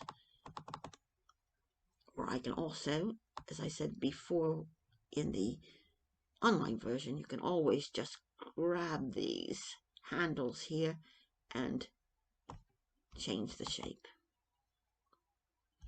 So that's where your basic shapes are located. Here are your borders. And those are the very same as was in the other version of Canvas Workspace. Here are your words, what were called logos in the other one, and you have those here as well. And again, some will have some letters separate from the others, but majority of these are actually going to be welded together. So you can see there, triplets is all going to be cut out, and that will all be, when you peel it off your mat, it's all going to come out as one. In this case, it's going to come out as 3 different ones, because you've got the T, you've got the W-I-N-S, and then you've got the dot over the I. Next are those premium ones, which I have in here for line embossing and region embossing. And again, you probably won't see those unless, of course, you have the embossing function. If you watch the online version, you know that there are going to be some differences in the way text is used in the downloadable version, because it's downloaded to your device. So any fonts that you have installed that can be imported into Canvas will appear, and they can be used. So instead of it before, when you had just those certain fonts that were available that are the same as in the machine, now you can choose from any that are already installed.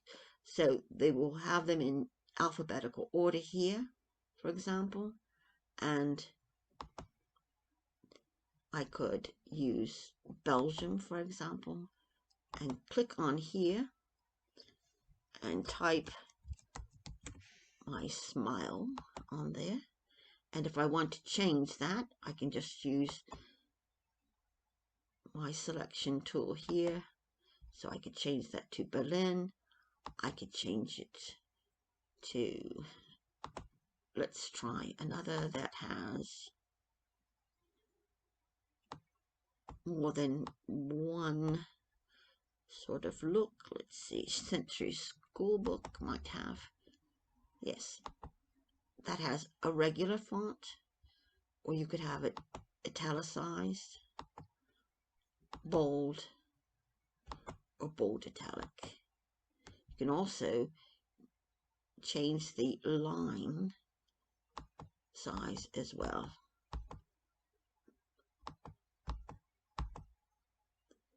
But I'm not going to mess around with that too much right now, because that's for something much later down the line. So that's your text, and you can also edit that text up here in properties. So if you look down here, you'll see that first of all, this is going to be cut unless I change it to draw. In that case, it's now a drawing file shape rather than a cut shape. I'm going to go back to cut. I can put some color in it here, just like I could in the properties box in the other version. And I can take the color of the line out if I so wish, or I could change it to any color that I want by going in and clicking on that selection box. I can change the dash line to that, for example, or maybe something like that. Or if I just want that to be a straight cut, which I would in this case, I'll just go back to the default, which is the straight line. This is my font that I've selected, which I selected up here, but I can also change it while I'm working over on this side as well. So I could go back to Belgium and it would do it from this side as well. And if there were more than one style available, I could do that here as well. The other thing I can do is to change the character spacing. So if you watch the word smile at the moment, if I hit the up arrow, it starts to increase the space between those letters. If I use the down arrow, it brings them in closer, and they can get so close that they can begin to overlap each other, and then they could be welded together at this point. There are other ways to do that as well, but that is a quick way if you want to move letters in so that they can be overlapped or get closer at least to each other. To look at this one, for example, 3D is the easel working file, and I click it, it's going to open that file for me, and you'll see that big mess on the screen right now. But I can use my undo key at any time and take it off. Or you can import from your computer or from your cutting machine, because in my case, since I have a Wi-Fi, I can send scanned images and cutting files that I've created on my machine back to my Canvas workspace. And that's something we can look at much later on. So you can do all these other things. You can look at opening files that you have. So like the one we just opened, there's another 3D easel working file, which I have, but you see that the extension is this one now. So that's the Canvas workspace, and that's the project working file now. Just like in my projects in the online version, this is what it's called in the downloaded version. So only those projects which are actually these essentially temporary non-cutting files will be available. So if I click on that, it's going to bring that open. And at that point, I've either got to save this and allow that one to open, or don't save it and allow that one to open, or just cancel the whole thing, which I'm going to do. So those are your choices. We also have the tracing function, the image tracing, as we saw before, and we can bring in an image scanned by the machine. Like I said, I could actually scan it and send it, or I could download it onto a USB and now bring it over to my Canvas workspace and work on it, or I could get one that's already in the computer. Okay, so again, it has to be smaller than 5 megabytes. Some will not trace as well as others, so be aware of that. And it needs more than 300 by 300 pixels to be traced. Otherwise, it's just a mess. It's just a bunch of pixels that really start to look fuzzy, and it can't really find a really solid line to trace round. And some will not cut as well as others, especially any tiny parts or pieces, as it says here. And again, it's the same formats: PNGs, JPEG, GIFs, and BMPs. Next is the path function. And again, that means I can go in straight lines like such as that. It can also be curved. There's other ways to work with that, which we'll get into much later down the line. And another thing you can do with this is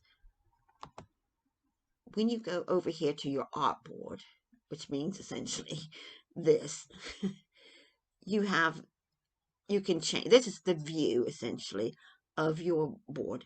You can show the ruler or not show the ruler. You can show the matte image or not show the matte image. So you can show the grid or not show the grid. So on this, although you can't see it very well right now, there are these little lines here, these little squares. That grid is now by default 1 inch. So this is 1 inch. I can change that to 3/4 of an inch, to 1/2 an inch, or even all the way down to 1/4 of an inch, whatever I want to use that for. And the other thing I can do is, I'm going to go back to 1 inch. I can go all the way up to 2 inches, as a matter of fact. If I go back to my 1 inch default, and I click on Snap to Grid, that means if I bring in a shape, for example, this square here, and I get it onto that mat, as I begin to use my arrow keys, for example, it's going to move it 1 inch at a time. So therefore, when I'm using this path tool, if I want to be sure that that moves like I want it to, I don't have to worry about it skewing off like that. I can keep it along that grid, and it snaps it right to it. And that comes in very handy, especially when you're making fold lines, for example. So take that off, and I'll get rid of that as well for now, before we go too far off grid. And again, there's your 12 or your 24 inch mat as well. We'll take the snap off for now and go back to our properties key here and look at the other options we have. there will be times when you can use the horizontal alignment for your text, or the path direction, because now with the upgrade on this particular version of Canvas, I could have a shape like this and some text here, and I could fit that round that shape by selecting both of them and fitting it to a particular path. So now it's going to fit that path, and you can see here, now I have these options available. I can center it, or I could have it expand the whole shape, like so. Have it to the right, to the left, and then I can also vertically align it by just doing that. I can turn it upside down and just have lots of fun with it.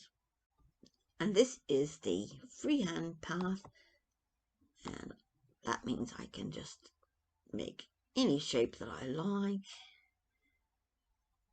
And if I'm not successful in, when I double click off of it, and it hasn't formed an actual enclosed shape, then I can select it by double clicking. I'll hide all those little control points, because every time that pointer moved, it created a node. So look at all those. So to simplify, when you look at it, we'll break it down into each little node, and you can get rid of these. You can delete those out, or you can even add some in as well. And if I want to close it up, I'll double click on it, and then I'll go here and close the outline. It's already open, that's why that's highlighted. So if I close it, it's going to take the beginning point and the ending point and place them together, so that now that gap has been closed. So if I go into here now and put some color, you can see the actual shape now that I've created. So, and that's all of that. And we've got to the end of the properties as well. We're going to move on now to the edit function. And again, these are very similar to what you had in the online version. Get a shape in here. As I said, there's your size and your location on the grid up there. You can resize it by either scaling it by a percentage, or you could take the aspect off and make it narrow but keep it the same height. Or you could now take the height and that, or you could put it back and make sure that it all resizes at the same aspect. You've got your angle here as before. You can grab it here as well and spin it round wherever you like. And if you look over to the right, you'll see the angle as it changes where it sits on the mat at the moment. So it's 125 degrees. If I wanted that at 90, I could just go in here and type in 90, and it's automatically there. I can flip things.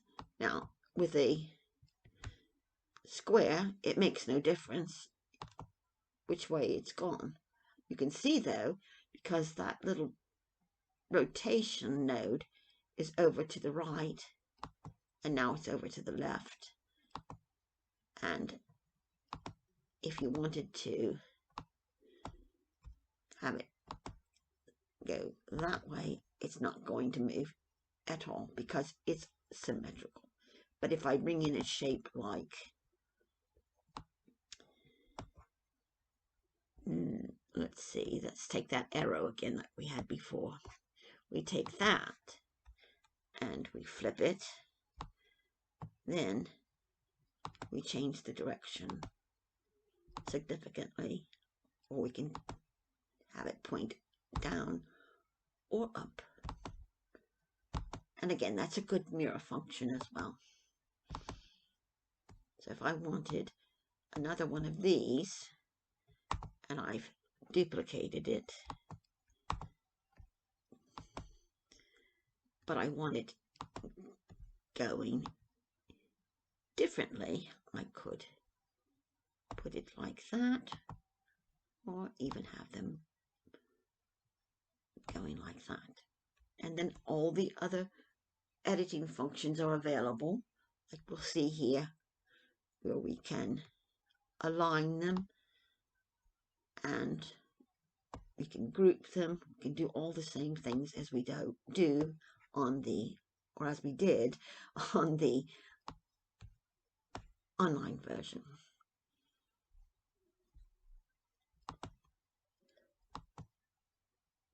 We can,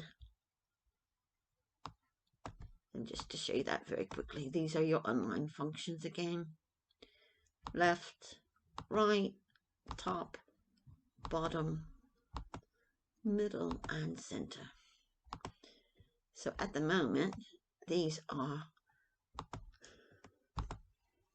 aligned both vertically and horizontally.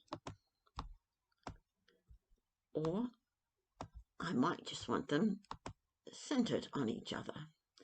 Because a new function that you have in the online version is to distribute the space between shapes. So you can distribute them that way, horizontally. Bring this back, or you could choose to have them go vertically. This is a similar thing that you have on your machine as well. And the default is 1 inch, but if you wanted to change that, change the value here, then re-click, and it's going to change the location for you. So now it's closer in. This comes in handy when you're wanting to overlap things and you want to actually weld them together.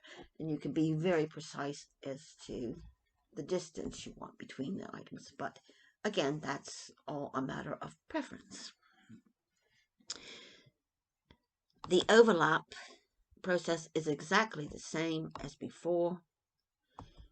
Let's give this some color. And that one some color. The object on the top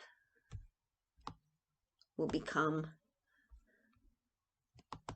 the color when you weld the items together, or the shapes together.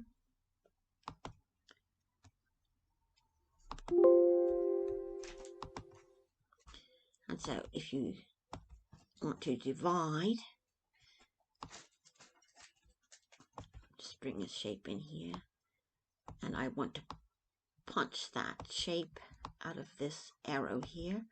I select the two of those and divide it, and you'll see the shape is still there, but when I move it, let's see, I move that out of the way, the aperture is there, but the shape is also still available. When you cut this, it's going to cut that out anyway, so you will have that shape, but you could use this for something else. Say I want to move it up here, and now I want to cut it out of that one as well. I can do that and use it for whatever purpose I like, and then at any point I can always just delete it off of my workspace.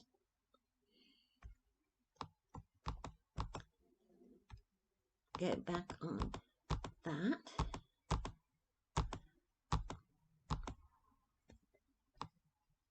And we can now then move on to overlap.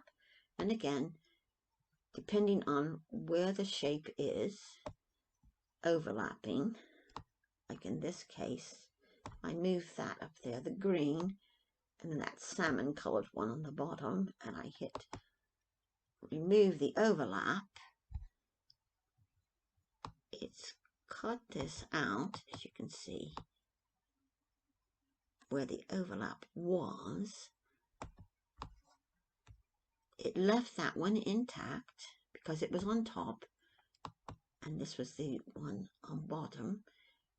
And if I want to divide those up, I can just go to divide, and it will now turn those into separate shapes. So if I wanted to keep that one and get rid of these, I could do that. And I wouldn't have to actually bring it onto my mat to cut it.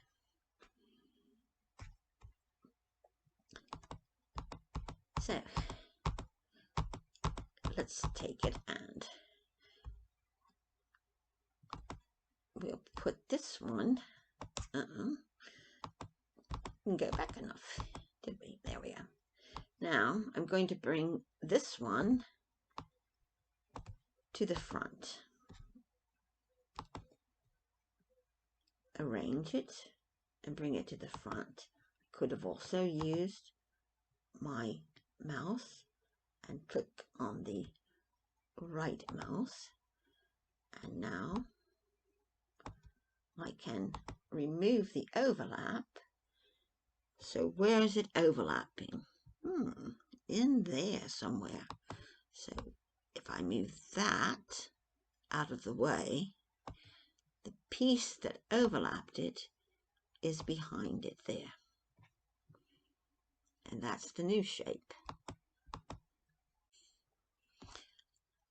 Okay then, let's move on now to the other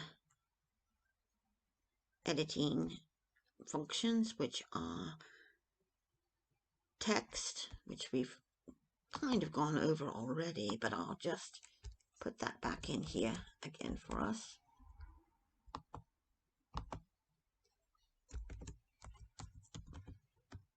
We're going to smile, and we can convert that smile from a font into a shape.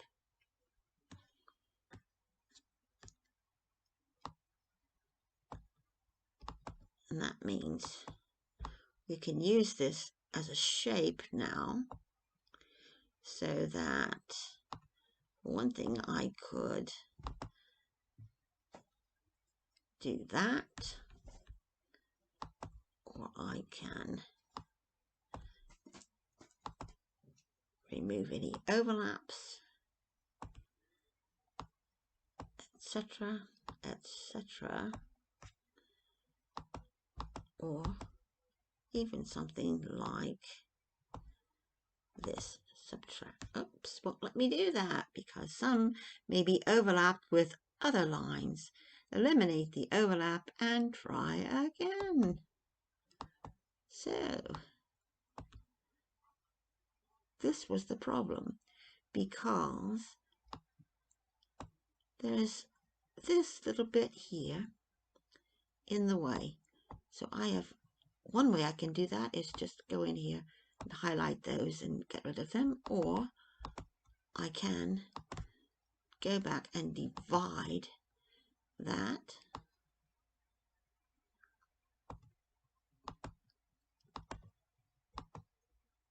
and now I can delete those bits and see if it will weld now.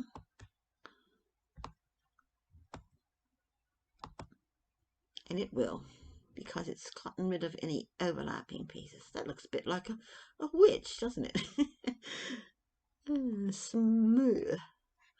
Not smile, but smooth.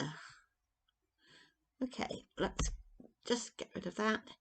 And we're to the last function on this menu, which is the offset. And again, it's the same as before. We bring a shape in, we can offset it to go around the original shape or to go inside it. Except in this case, let me just get that off the screen there for a minute. The way this is done, it gives you a clear indication of what to expect, because it gives you a shape here. So you would pretend that that is that shape there. If you have an outward line, it's going to draw a new line or create a new line around it. And if you click off of the option, then it's also going to create a line inside. So if this indeed had a triangle, for example, inside of it, it would not only go around the clover shape, it would also go around the triangle as well. And it's the same options as before. You can have it rounded, or you can have it beveled. You can leave it as it is, you can delete it, or you can set it to a drawing line. And in this case, you can just click back and forth between inward and outward on this little drop down. So when you go inward, so if I click that, it forms an inward shape. So that's my new shape. If I wanted to go outward and I click outward, it's going to give me that shape. So it's the same as with the online version, it's just a little more user-friendly the way it's set out here. Let's delete all these again, and I'm going to bring in some shapes. There's my first one. I go to layers. I see there is a little icon of that shape, and it's showing that it doesn't have any color in it, but now it does. So I can see that shape. I can choose here whether to cut or to draw it if I want to set it specifically.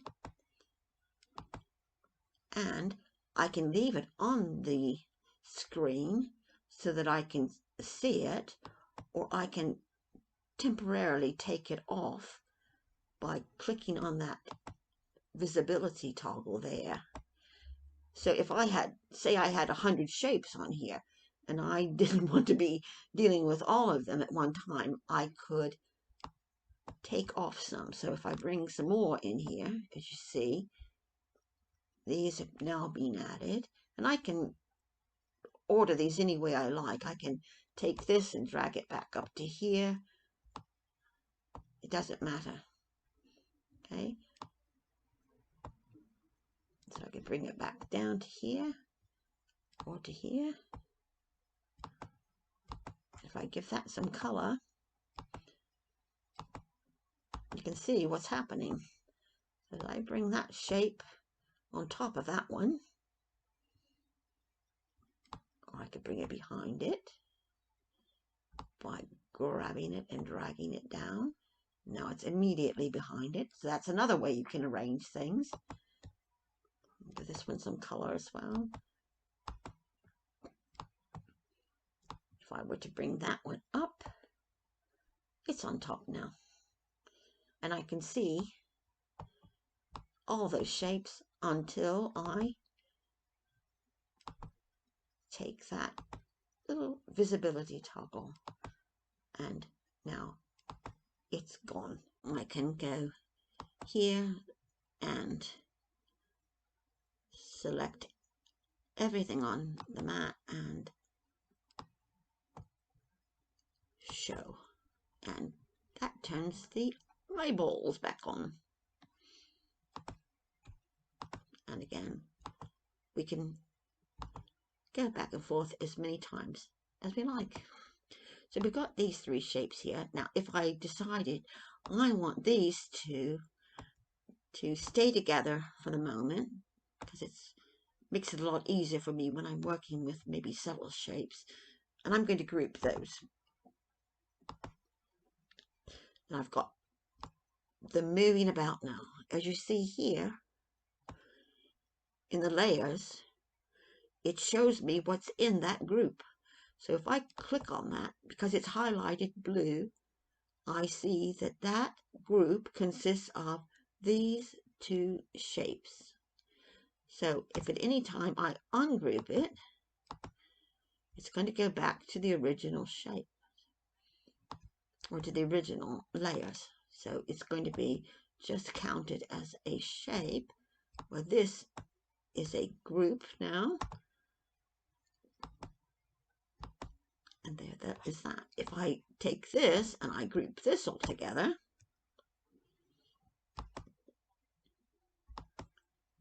we see now that we have this shape, the diamond, and this arrow shape, which were part of the original group, and now we've added a little buddy here. Okay, now there are limitations on how many times you can actually group groups together. So sometimes you have to actually ungroup everything and then group them back together as one. But I'll deal with that later on and not try to confuse you too much. So that is one of the ways you can work with your layers. The other thing is, let's go back and ungroup these. We'll ungroup that one as well. And let's say I have this shape and I've got it exactly where I wanted, and I want to go ahead and work on these two. So I don't want this one accidentally moving about. I've got it where I wanted. So what I can do is select that shape, and I know I've got it because it's blue here. If I had this one blue, that means it's selected this layer here. But I want this layer, and I can click on the lock key, the lock icon, and that's not going to move now. So I can move this one, I can move this one, but that one is going to stay put until I unlock it. Or I can go up here and I can unlock anything that's already locked. Select those, I can go ahead and just select them and lock them all.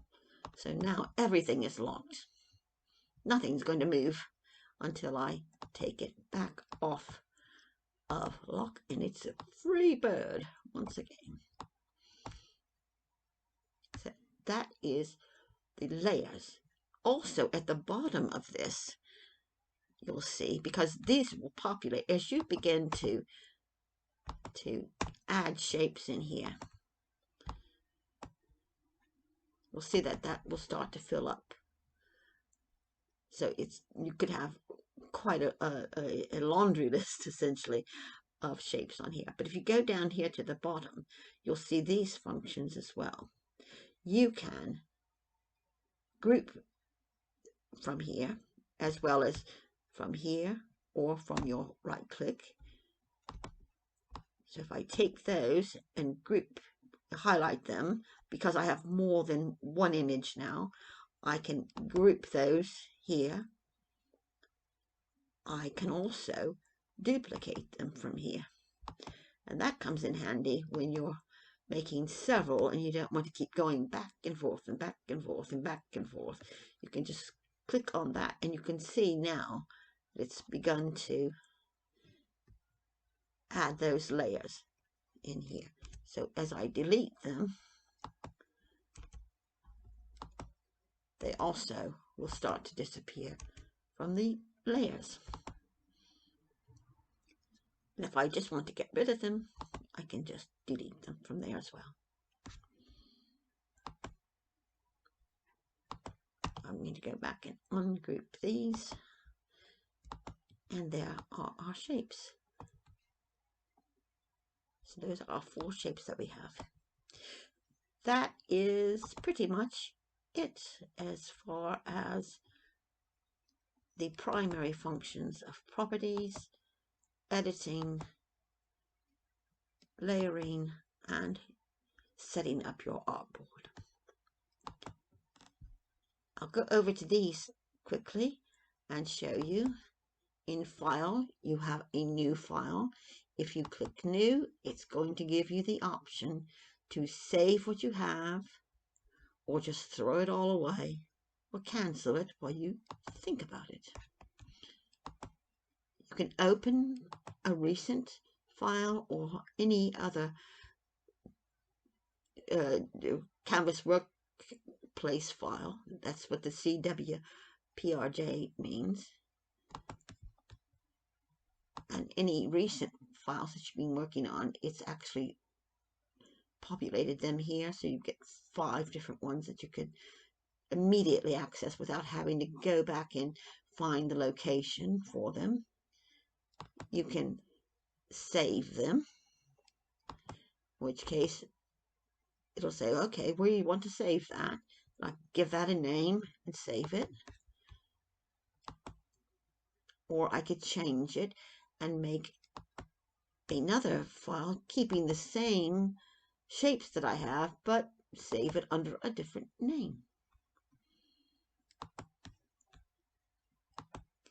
And I can import from my computer, and by that it means anything that's an SVG or a brother cutting file, an FCM, will be able to be imported, or I can import a scanned image from my machine or a cutting file from my machine. And then here's where we get ready to send it. We export it, and if everything is within that cutting area, we'll get this menu. So we have our choices. We can save it as a cutting file. We can send it to the machine by the cloud, since I have a wireless machine. Or in this case, I also have the ability to use a USB cable because my machine is set up to do that as well. If, though, I had accidentally moved that up there and I go to export it, I'm going to get that error message that tells me that there are shapes outside of the cutting area, or as it says here, outside of the red dashed line on the artboard. Okay, so I have to move it inside here in order for that to be available to me once again. Under Edit, we have all those same functions we saw before. We can undo, redo, we can cut, we can copy, we can paste, we can select everything, we can deselect everything, we can use the line operation, we can resize, we can flip, all those, the process overlap functions, the fitting to path, the converting to shapes, creating other offset lines, all those are available to us from this drop-down menu. As with the layers, we can duplicate from here. So as long as we've selected something, we can duplicate it from here. We can delete it. We can show it. We see it here in our layers. It's showing at the moment. Or we can hide it, in which case the toggle for the visibility is off. So although the layer, the shape is still here somewhere, it sees it. It sees not 3, but 4 shapes. We have to actually turn the visibility back on in order to see it, actually on the artboard. Then we can, if we have anything locked, we can unlock them from here. We can group, ungroup, and then we can arrange, meaning we can layer them how we want. So we can say, I want that purple one, because I know that's the one I'm working on, and I want to send that to the front, and I can send that one perhaps to the back, and so on.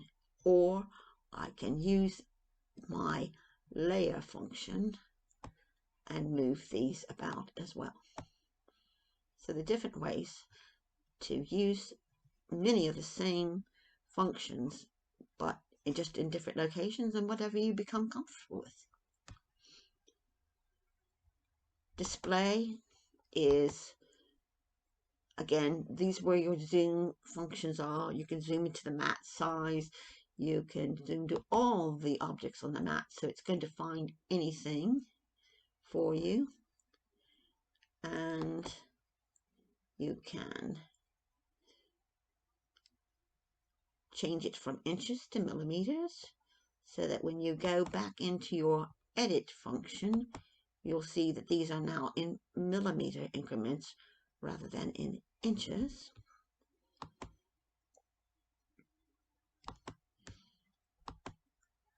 You can show the ruler, so you can see the ruler on the outside there. So you can, if you need to do a quick measurement, you want to check that out, you can say, oh, okay, that's about right. You can use the ruler for that purpose. I don't tend to use that, but on occasion I do. So for the moment, I'm going to hide that. I can hide the grid. Again, remove those little squares and just get me a white space. Some people like to work on just that because maybe the grid is not that important to them at that moment where they're moving objects around. Maybe they're not making sure that this one is at a certain spot, and I don't want that one to move any, but I want to snap things to the grid. But maybe I've just got images on there. I've got dresses or, you know, flowers or something, and I'm not too worried about the grid. And if it's annoying me, I can just get rid of it. But I can go back and show it at any time. And I can snap it to the grid just like before. You can also do that over here on the grid board or on the artboard, and you'll see now it's highlighted.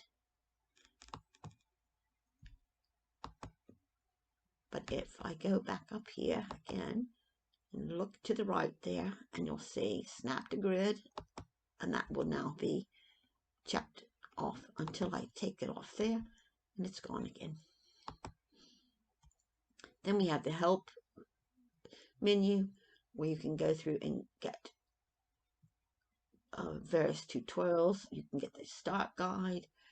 You can look into all the other premium functions that are available. As you see here, this is what's available at the moment. You can look for online video tutorials. You can go to the support page. If you're not working in English, you can set the language to another language. So if I'm in the Netherlands, I can change that.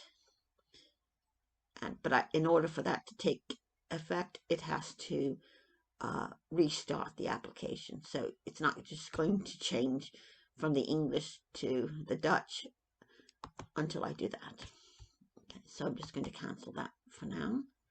And you can look for any updates. This is where we saw at the beginning that there was going to be some downtime. We can look for any updates here. We can look at our own account settings. We can update our account information. We can just log out, boo-boo, at any time as well. After you've been logged out of Canvas for 7 days, it will usually make you log back in again. So you just use your password and you're back in again. That's not a problem. You can look for any updates on whatever machine you've got registered, and mine is a DX. So I can look for any updates, and those will also be in sent to my machine. This is just the license agreement and a little more about Canvas Workspace. This is version 2.50. And that, ladies and gentlemen, is all I'm going to attempt to show you today. Now, in the next video, I plan on doing some actual designing, and I'm going to show you how you can take 1, 2, 3 shapes and turn them into something completely different. So we'll be doing that step by step so that you can follow along and begin to make your own creations. And that is the beauty of the Brother Canvas Workspace. Thank you so much for sticking with me.